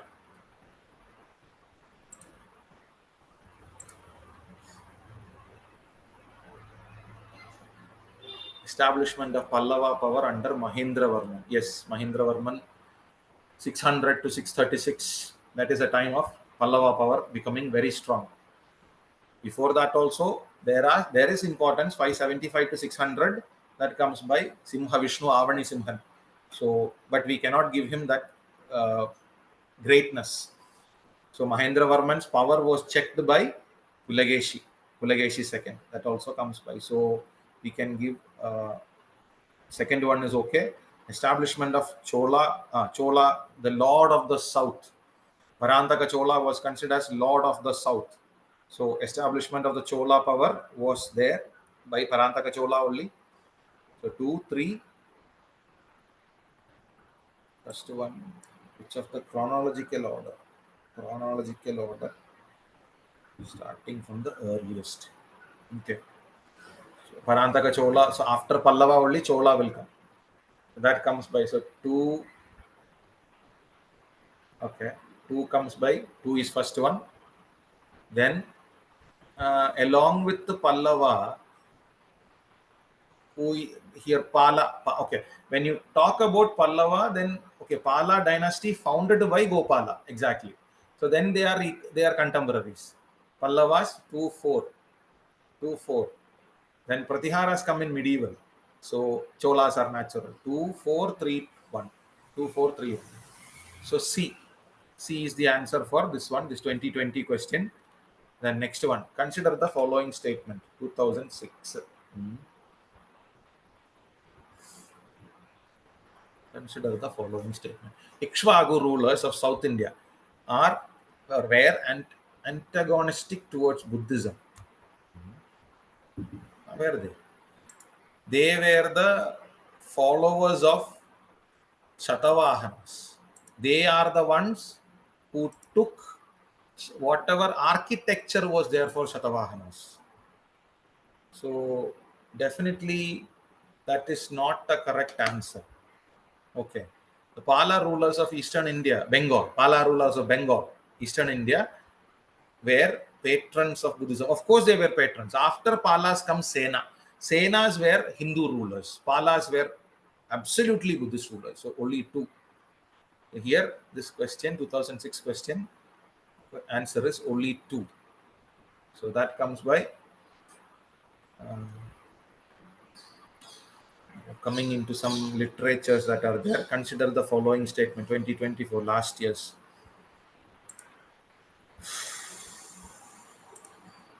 There are no parables in Upanishads.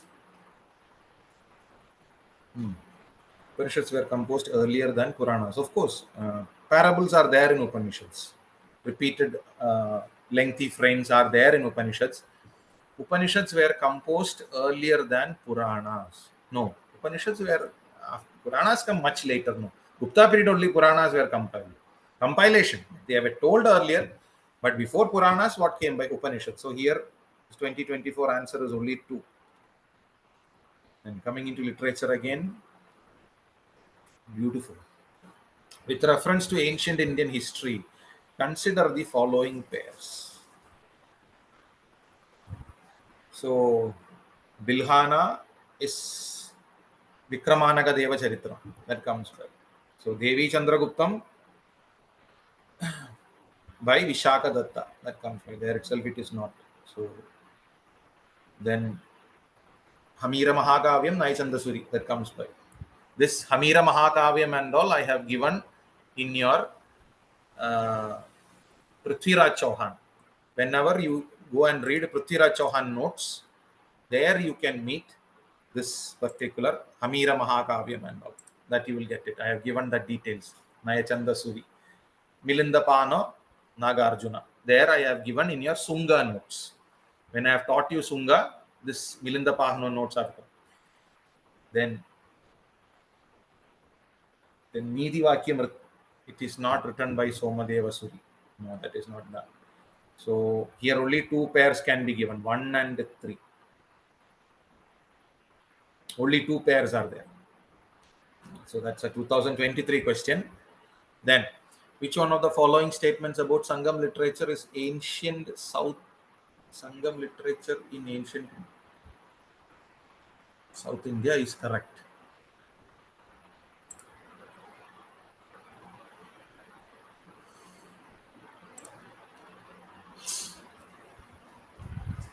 Sangam poems are devoid of any reference from material culture. Of course, they show material culture, because when you look at Sivaga Sindhamani, it is about materialism. Then he loses importance in materialism. Then he goes and joins Tirutaka Devagar. Tirutaka Devagar, he writes that, Jivaka Sindhamani, Jivaka is a hero. Jivaka will go. He was first initially interested in materialism only. The material culture is shown. Devoid of any reference, you cannot say that. Right? Social classification of Varna was shown to the Sangam poets. Of course, that Varna was Brahmana, Kshatriya, Vaishya, Shudra. That is all there. No reference to, come on, have no reference to warrior ethics. So obviously they are warriors. The understanding of warrior culture was there. Sangam literature refers to magical forces as irrational. Not at all. Not at all. Because again, Jivaka Chindamani is one of the best understandings that we can understand. He performs magic. Then he is giving up on magic. It is not like, he's destroyed because he uses magic for his personal gains. So that is it. So here we can say B. B is the answer.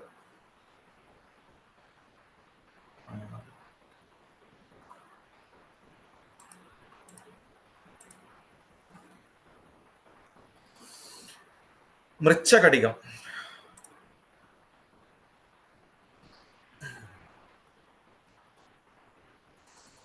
Mrichakadigam, an ancient Indian book written by Shudraka, deals with Sangam poems.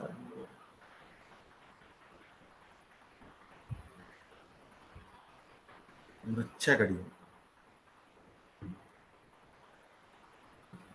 Military expeditions and exploits of cemetery.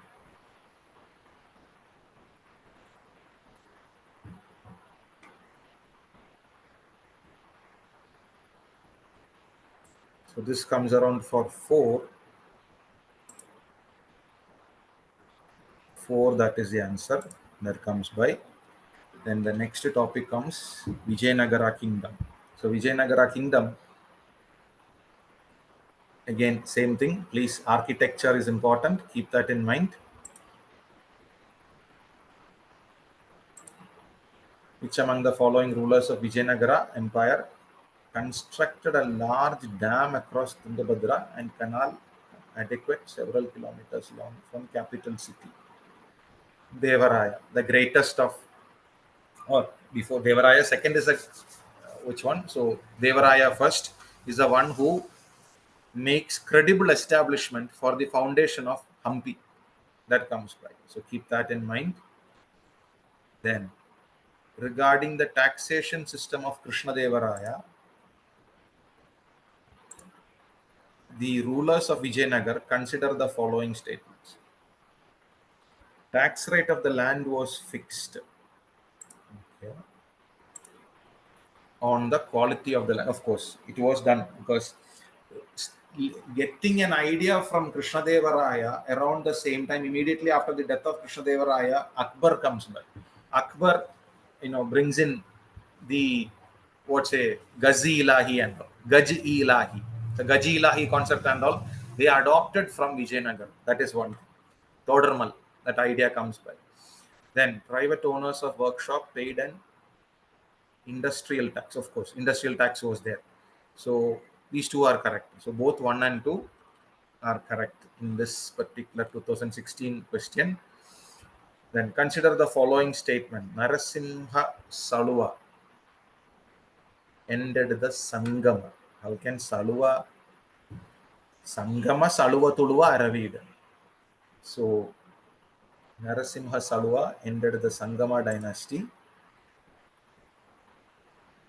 Okay. So what is that thing that consider the following state? Which of the statements above are correct? Okay. Narasimha Saluva ended the throne. Okay. Starting the okay, like that. That is correct. First is correct. Veera Narasimha deposed the last Saluva ruler and seized the throne for himself. Okay. Veera Narasimha. Saluva is only 20 years, no? Immadi Narasimha. So Veera Narasimha was succeeded by his younger brother Krishnadevaraya, of course, 1509 to 1529. Around 1509 to 1529 or 1530, sometimes we can say. Krishnadevaraya, that comes by. Was succeeded by his half brother Achyutaraya. Achyutaraya, of course. His half brother again, Achyutaraya. So 1, 2, 3, 4, D. For this 2004 question, answer is D. It comes by Vijayanagara Kingdom. Assertion Saluva Narasimha put an end to the old dynasty and assumed the royal title. That is there. So, of course, he is the one who ended. Just now we discussed that he wanted to save the kingdom from further degeneration and disintegration. Not exactly, because it was pure greed that he went in for that. So both A and R are true, but R is not the correct explanation of A. B is the answer for this 2003 question. Now we are coming into medieval India.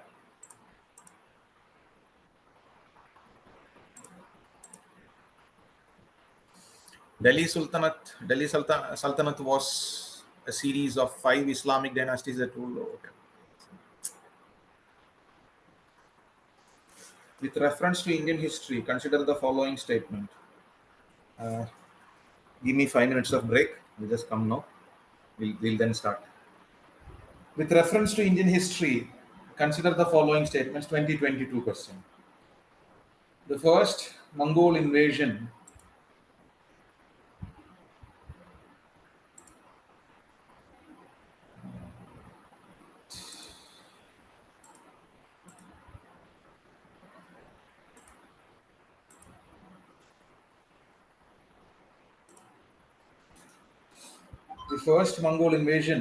of India happened during the reign of Jalaluddin Khalji.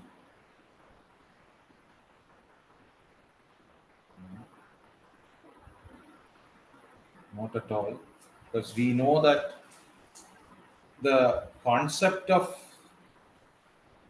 slave dynasty, Mamaluk dynasty, we very well know the idea.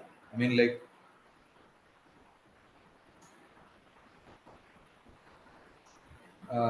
Iltutmish, during his time, Chinggis Khan, his invasion had come into India, the 1221 around that time. So that we very well know that, and he introduced the coins, Tanga and Jittal, for to maintaining the army, and the army was paid in cash. So how can you say that Jalaluddin Khalji comes after these people only? So Jalaluddin Khalji is not. That is, first one is wrong. So which of the government is above correct? 2022. During the reign of Alauddin Khalji, one Mongol assault marched up to Delhi. Of course, that was where he was in Gujarat at that point of time, and he was immediately called back. It marched up to Delhi and besieged Delhi also. So the city and all was besieged. That is correct. It marched all the way up to Delhi. That was there. And he chased them all out of Delhi, Punjab, all the way through. That was there. One of the most successful raids that was blocked by Alauddin. So second one is correct. Then Muhammad bin Tughlaq temporarily lost portions of northwest of his kingdoms to Mongols. Muhammad bin Tughlaq. Not exactly. Not exactly. Because he was the one who was invading. And we know that. You know what? Why he's called as the grand fool or the great fool. That we can very well understand because he kind of was ready to go as far as into the Central Asia because he made fun of him and all. He raised an army of almost 350,000. That is all there. Then it will be sent it to the Karachal region. All that we know very well. So here, out of the three, only two is correct. So in 2022 question, that is second one only is correct. Then next one. With reference to Indian history, which of the following were known as Huladaran? Huladar. Huladhar. So, which of the followings were known as Arab merchants, Qalandars, Persian calligraphy, Sayyids? The Sayyids were called as Huladar. Huladar, that comes by 2022 again. Sayyids again, I have told you that it is into 2022-23 or something like that. Uh, the last Sayyid building was destroyed by an IAS officer. I have typed this in class and shown also. So Sayyid's question also had come. So please keep that in mind. 2021 question. Consider the following statements. Was during the reign of Iltutmish, which of the statements given above are correct? So, which of the following of the reign of Iltutmish?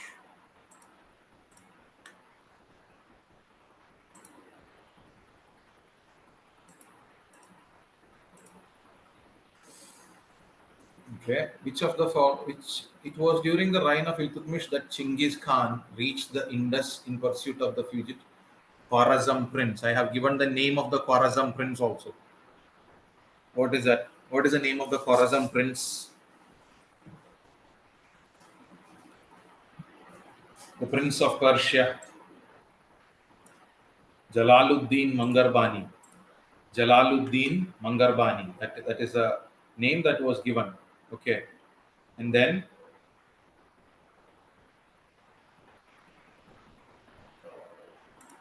okay. It was during the reign of Muhammad bin Tughlaq that Timur occupied Multan. No, Timur does not come during Muhammad bin Tughlaq. He comes very well after Firoz Shah Tughlaq also.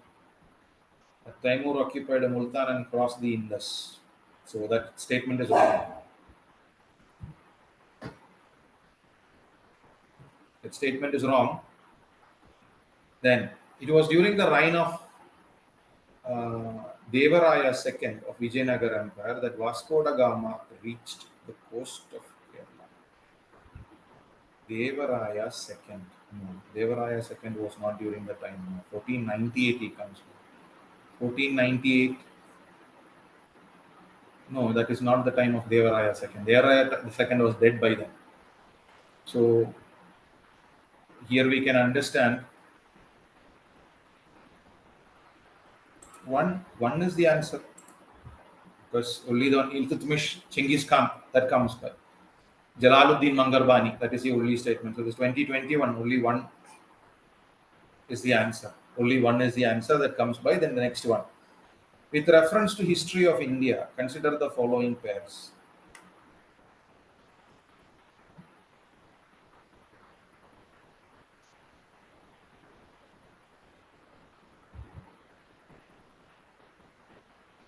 With reference to the history of India, consider the following pairs. 2020 question.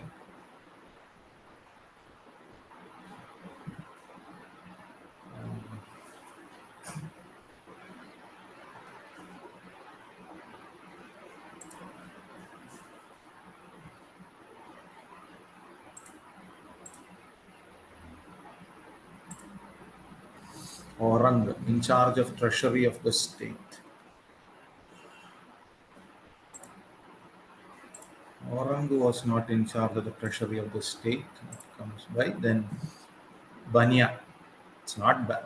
Bania, Indian agent of East India Company. Okay, 2 is correct. Bania, today also Bania. Bania means, these all Gupta, Jindal, Singhal, Agarwal, all these from North India. They are Bania caste. That is like, they are, what can we say? Trading caste. So Bania, East Indian agent of company also is called Bania only.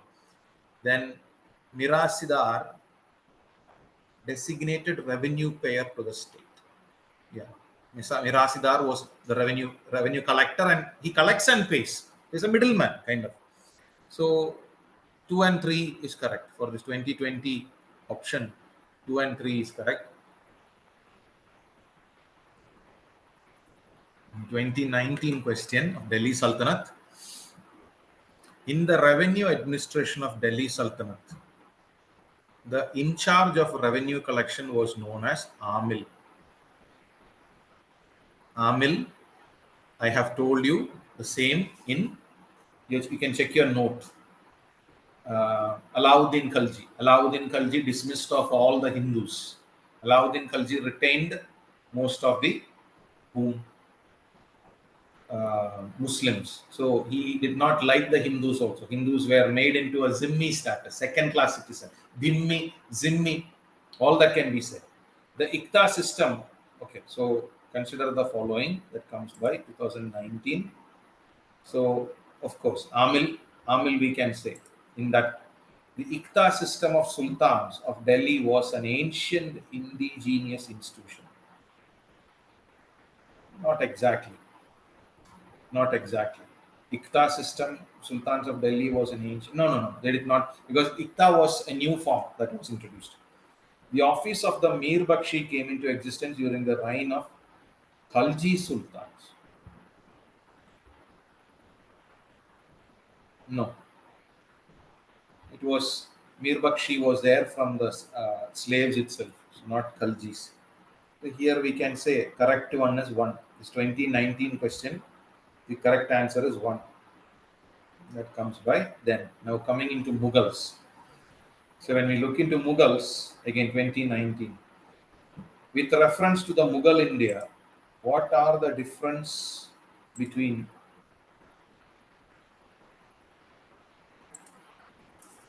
Jagirdar and Zamindar? Jagirdari system was started by uh, Firoz Shah Tughlaq. Zamindari system, Zameen, anybody who owns that Zamindar, that concept is there. Jagirs were holders of land assignment in view of judicial and police duties, whereas Zamindars were holders of revenue rights without obligation to perform. No, not like that. Jagirdars had judicial police, whereas revenue rights perform any duty without revenue. No, that is not the case. Jagirdars had what's a judicial and police duties, that is there. But Zamindars were not connected to that concept, whatever is mentioned here. Land assignments to Jagirdars were hereditary and revenue rights of Zamindars were non-hereditary. Land assessments, Jagirdars were not hereditary, it can be taken back also. There are 3 types of land overs there. So it can be given in complete hereditary system, it can be given only to one person, or it can be continued, and when the government wants, it can be taken back. That was medieval form. The land assessment to Jagirdar were hereditary and revenue rights. No, not necessarily. Not necessarily. So both are incorrect. Neither 1 nor 2. 2019, this question answer is both neither 1 nor 2. That comes back. Okay.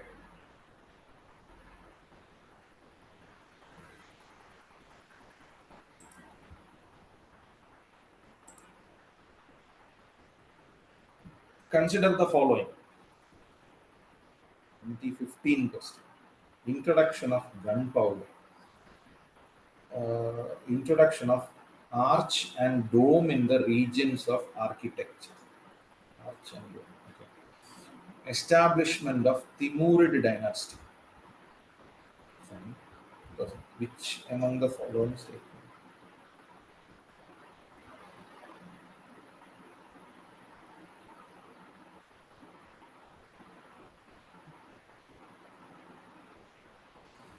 Timur dynasty was not.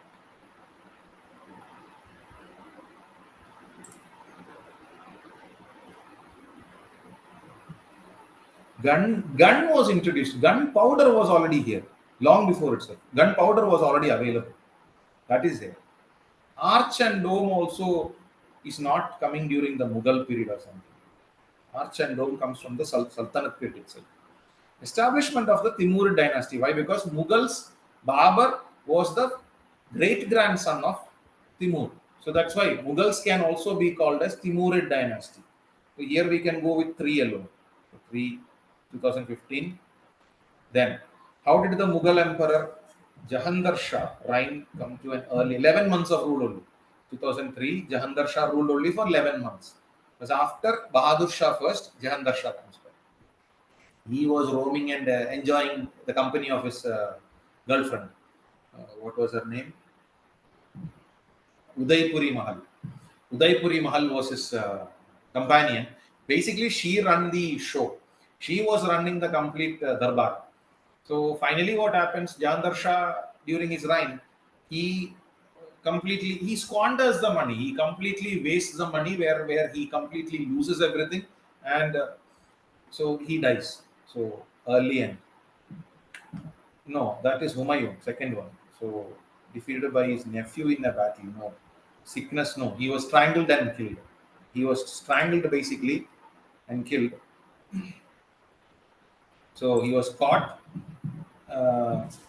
outside Delhi, and then okay, his nephew only killed him. That we can say. C is the answer. 2003. This question, C is the answer. That we can say.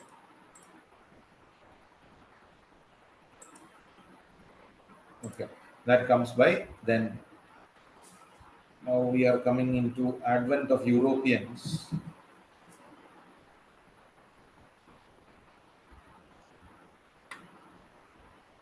Okay. Anyway, so medieval India is done. So yeah, again same thing on medieval India only. This also comes by. It's not like 1707 up to 1707 it comes. Who of the following rulers of medieval India gave permission to the Portuguese to build a fort at Batkal? Batkali biryani is very nice. And you go to Batkal because of all this composition happening there. The language, Muslims speak the language called Nawai. So it is also there. But I go for Batkali biryani. Who of the following? Okay, beach. Beautiful beaches come nearby Murdeshwar and all. So who of the following medieval gave permission? Portuguese was very close to Krishna Deva Raya. So here to 2024, the idea comes by Krishna Deva Raya. That is there. Then the next question that comes is, who among the following rulers of medieval Gujarat surrendered Diu to the Portuguese? So when we look at that, who among the following? Mahmud Begada, we have learned Mahmud Begada and all. I have told you in art and culture notes you can take. So that is there. Ahmad Shah, Ahmednagar.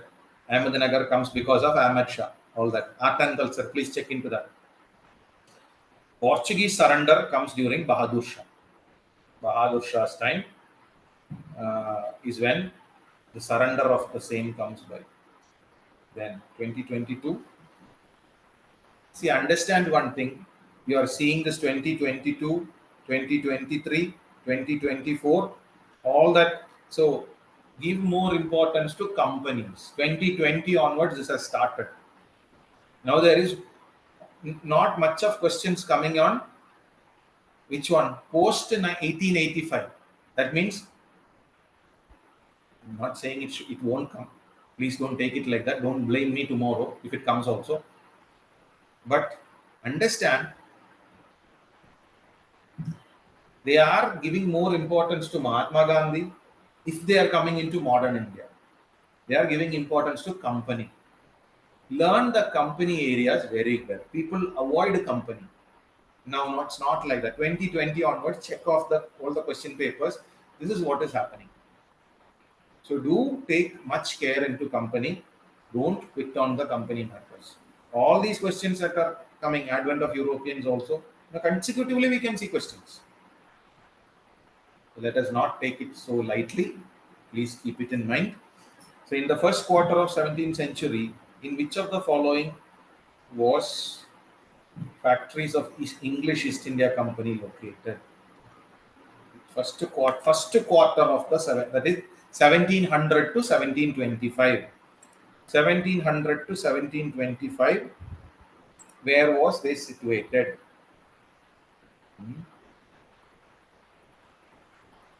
So Bharuch was there, western coast that comes by near to Surat.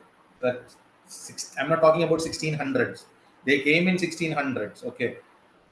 But we have around 1700s to 1725. These two came by. So Chikkakol and Bharuch, they are the two. Trichinapalli and all, long before itself they have come. So don't mind that. So 1 and 2, B. B is the answer that comes by.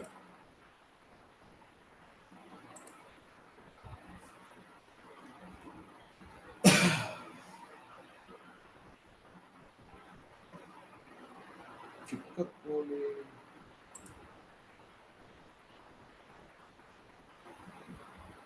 No. Don't go for B. Chikkakole is not there available. No. If you have written Chikkakole, don't score it out. Bharuch is the place where they will capture between 1700 and 1725. First quarter, no. So that is only Bharuch. One only. One only is the answer that comes there. In this question we missed out, no? Okay, 2022 question. The Dutch established their factories, warehouses on the east coast of the lands granted to them by the Gajapati rulers. Gajapatis means after Gangas of Odisha, Gajapatis come there. So that is there. After Gangas of Odisha, then mostly ruled. Krishnadevaraya defeats the Gajapati ruler Prataparudra. He will marry her daughter also. That is it. So the Dutch, not exactly by the Gajapati rulers. Warehouses on the eastern coast, not exactly. And second one, Alfonso de Albuquerque captured Goa from Bijapur. Of course, second one is correct. Bijapur Sultanate. Alfonso de Albuquerque captures Goa. The English East India Company establishes a factory at Madras on a plot of land leased from Representative Channappa Naikar.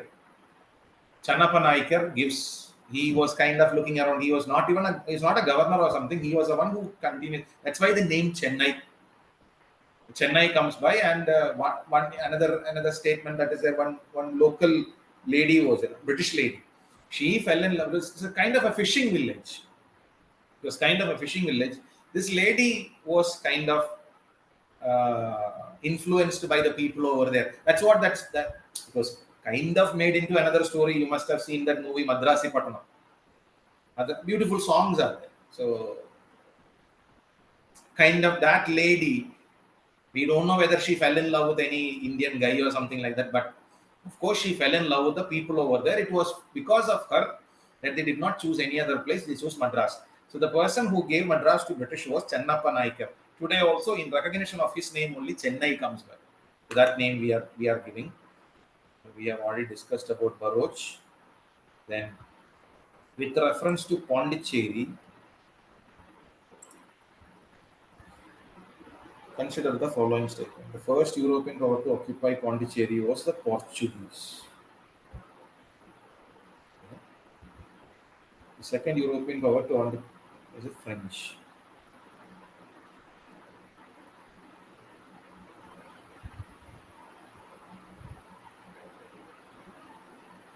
English never occupied Pondicherry. English never did. Second European power is French only. Very tricky question, 2010 that comes by. But we don't have which of the statements given above are correct. So 1 is correct, 2 is correct. But we don't have a 1 and 2 only. and 2 only also not there. 1 only is there. Look at the way they have given this statement. 1 is correct, 2 is correct. Okay, and 2 only is not there, 1 and 2 is not there. Look at the way they have given, the answer is only 1 here. So watch out for these changes also. Which one of the following is the correct statement? Almost 20 years now. Most of you were not born, I guess. Modern, which of the following statement is correct?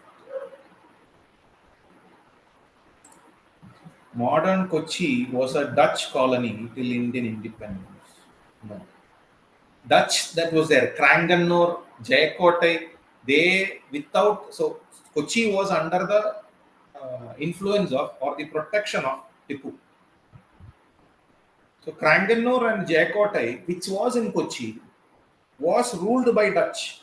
Kochi Maharaja was there, but Kochi Maharaja was under the protection of Tipu Sultan. So there are 2 places within Kochi they are ruling, who the Dutch. But the Dutch were going. They lost everything in India. They were going back. So they wanted to sell it.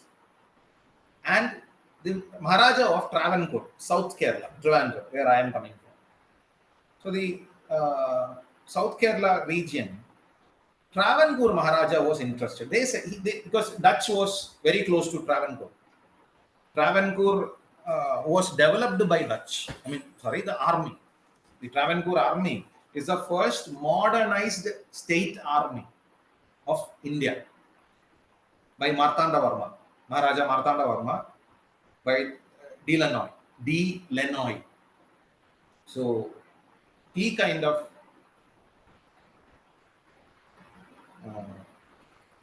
he was defeated in the battle of Kolachal. So little bit from Trivandrum only, hardly, it's in Tamil Nadu actually, hardly some 65 kilometers, around, not even 65, around, within that only. So in the battle of Kolachal, the Travancore army defeats Delanoy, the Dutch, and Delanoy is brought in front of the Maharaja. Maharaja tells him, see, you do one thing, I am not going to kill you or something, you train my army. Because Travancore army was a very traditional army. So Delanoy becomes the commander-in-chief. So the first Indian princely state to become modernized. That was Travancore. Now what is, so the Dutch connection was there. Now the first concept is Dutch wanted to go away. So they were like ready to give, and Travancore paid. Once Travancore purchased a park inside Kochi, without the permission of Tipu, Tipu becomes angry. Tipu asks, who are you to defeat me? Or sorry, who are you to purchase my land without my permission? Tipu did not touch Dutch, okay. So he will invade Kerala. Most of the Malabar, up to Palakkad he will come. And it is said that, very rare history this is, the Travancore army goes, they destroy a dam, a check dam was there, they will destroy that dam, and Tipu was blocked. Tipu's army could not, because Tipu was around 35,000. Travancore had only maximum 5,000 to 7,000 troops. So they tried to fight face to face, but they were chased away. So Tipu was like, I will convert everybody. He was converting. Most of Malabar is Muslim because of Tipu only. And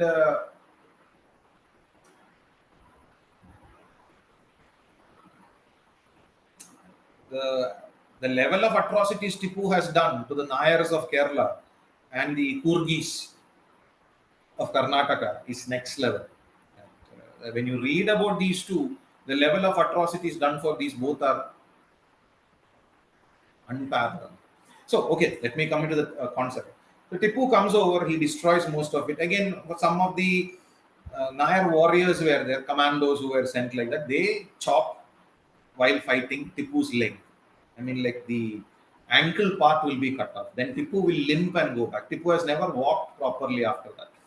So that comes by. So modern Kochi was a Dutch colony, fine. Till independence, no. It was a Dutch colony, but during Tipu's time itself, that was. So that leads to the Third Anglo-Mysore War, Treaty of Srirangapattanam.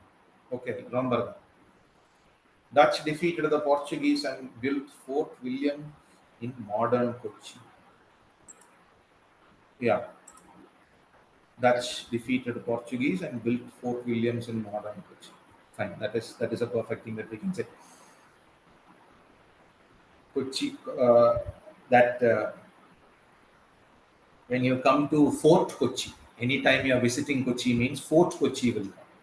The Dutch houses and all we can see there. And around that the fort is also there. That is a Dutch fort. That is called as Fort Williams only. Modern Kochi was first a Dutch colony before the Portuguese. Not exactly. Not exactly. So Dutch was there. Then the British came. Modern Kochi never became a part of British colony. Of course, the British was there. Never became a part. British. I just said British was there. So 2005 question, we can go for B. The Dutch defeated the Portuguese. That's a correct thing. Okay. So then next question, with reference to the entry of European powers into India, which one of the following statement is not correct? Not correct. 2003. Entry of European powers into India, which one of the following statement is?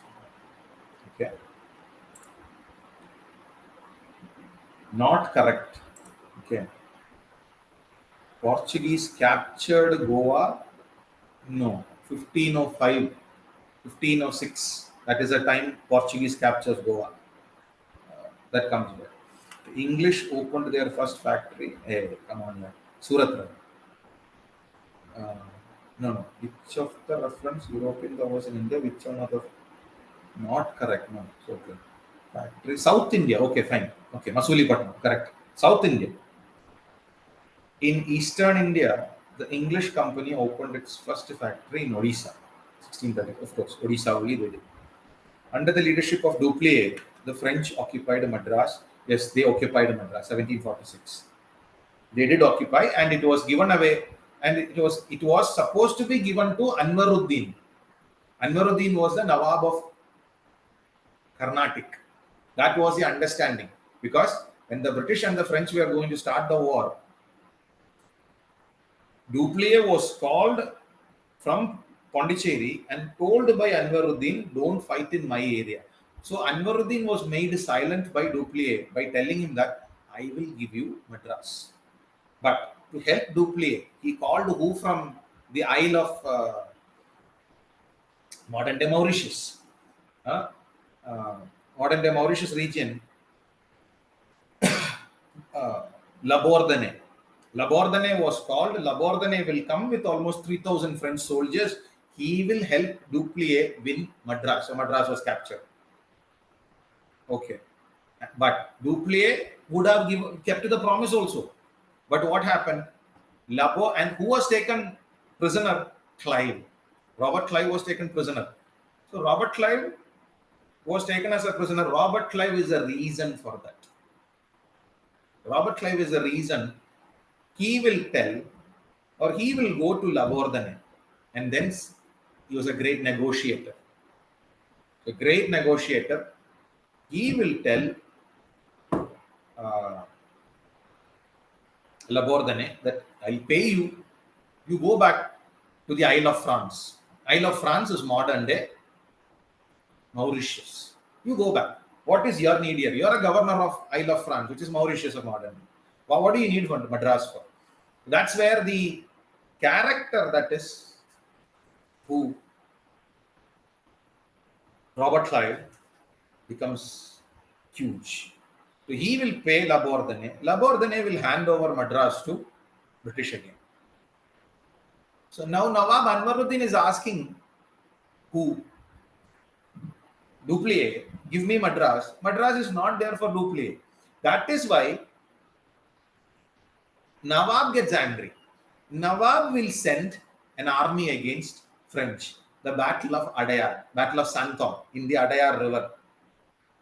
Mahfouz Khan, almost with 10,000 troops. And French only had somewhere like 900. Imagine 900 against 10,000. But here is what we will understand. Carnatic War again played a significant role in which one?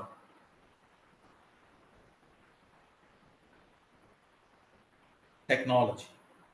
Technological advantage. Whenever we read Carnatic War, we read Plassey. Plassey was completely fought.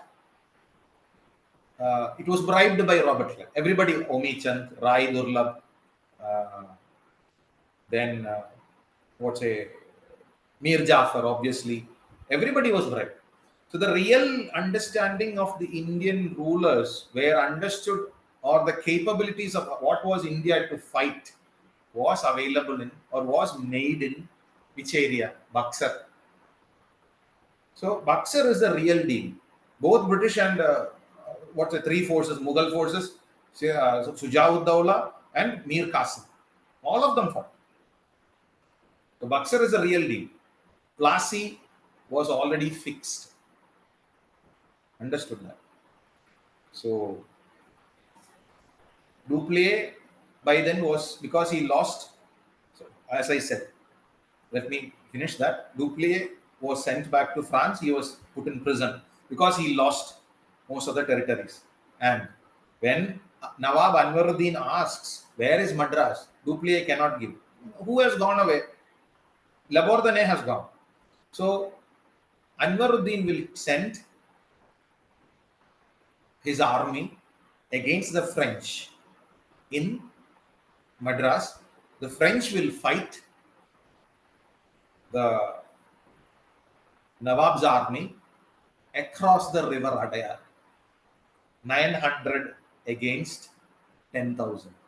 So what is the, why are the French winning there? The French wins because of technological superiority. Now why are the British winning Buxar? Technological superiority. 50 to 70,000 soldiers, Indian soldiers, against 7,000 British soldiers. These numbers are very important. How many numbers they came across, how many was casualty. 65 British soldiers against 500 to 600 Indian soldiers. So technological superiority played a crucial role in Carnatic War as well as, so whenever you are writing these things, we must highlight these areas. That also comes by. 2003, the answer is English opened their first factory, Masulipatam, South India, south of India. Okay. North India, Surat. So yeah, we'll conclude with that. These are, so I just wanted to give you some nothing more, just a refreshing, nothing more. And I'm sorry, I will say I am not a great online person. I love drama rather than cinema. So when the person is in front, even that vibe is there. Looking into this camera hole doesn't suit me. Anyway, casually we have done sometime 3 hours or something. Something is done. Hopefully, many asked me a question that whether they will postpone the exam or something. No, until UPSC gives a notification. Let us assume it is May 25th only. Any questions till now?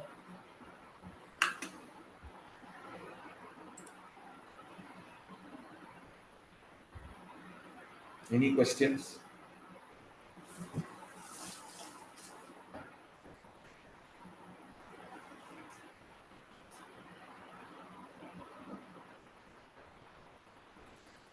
If there are none, we'll wind up this session.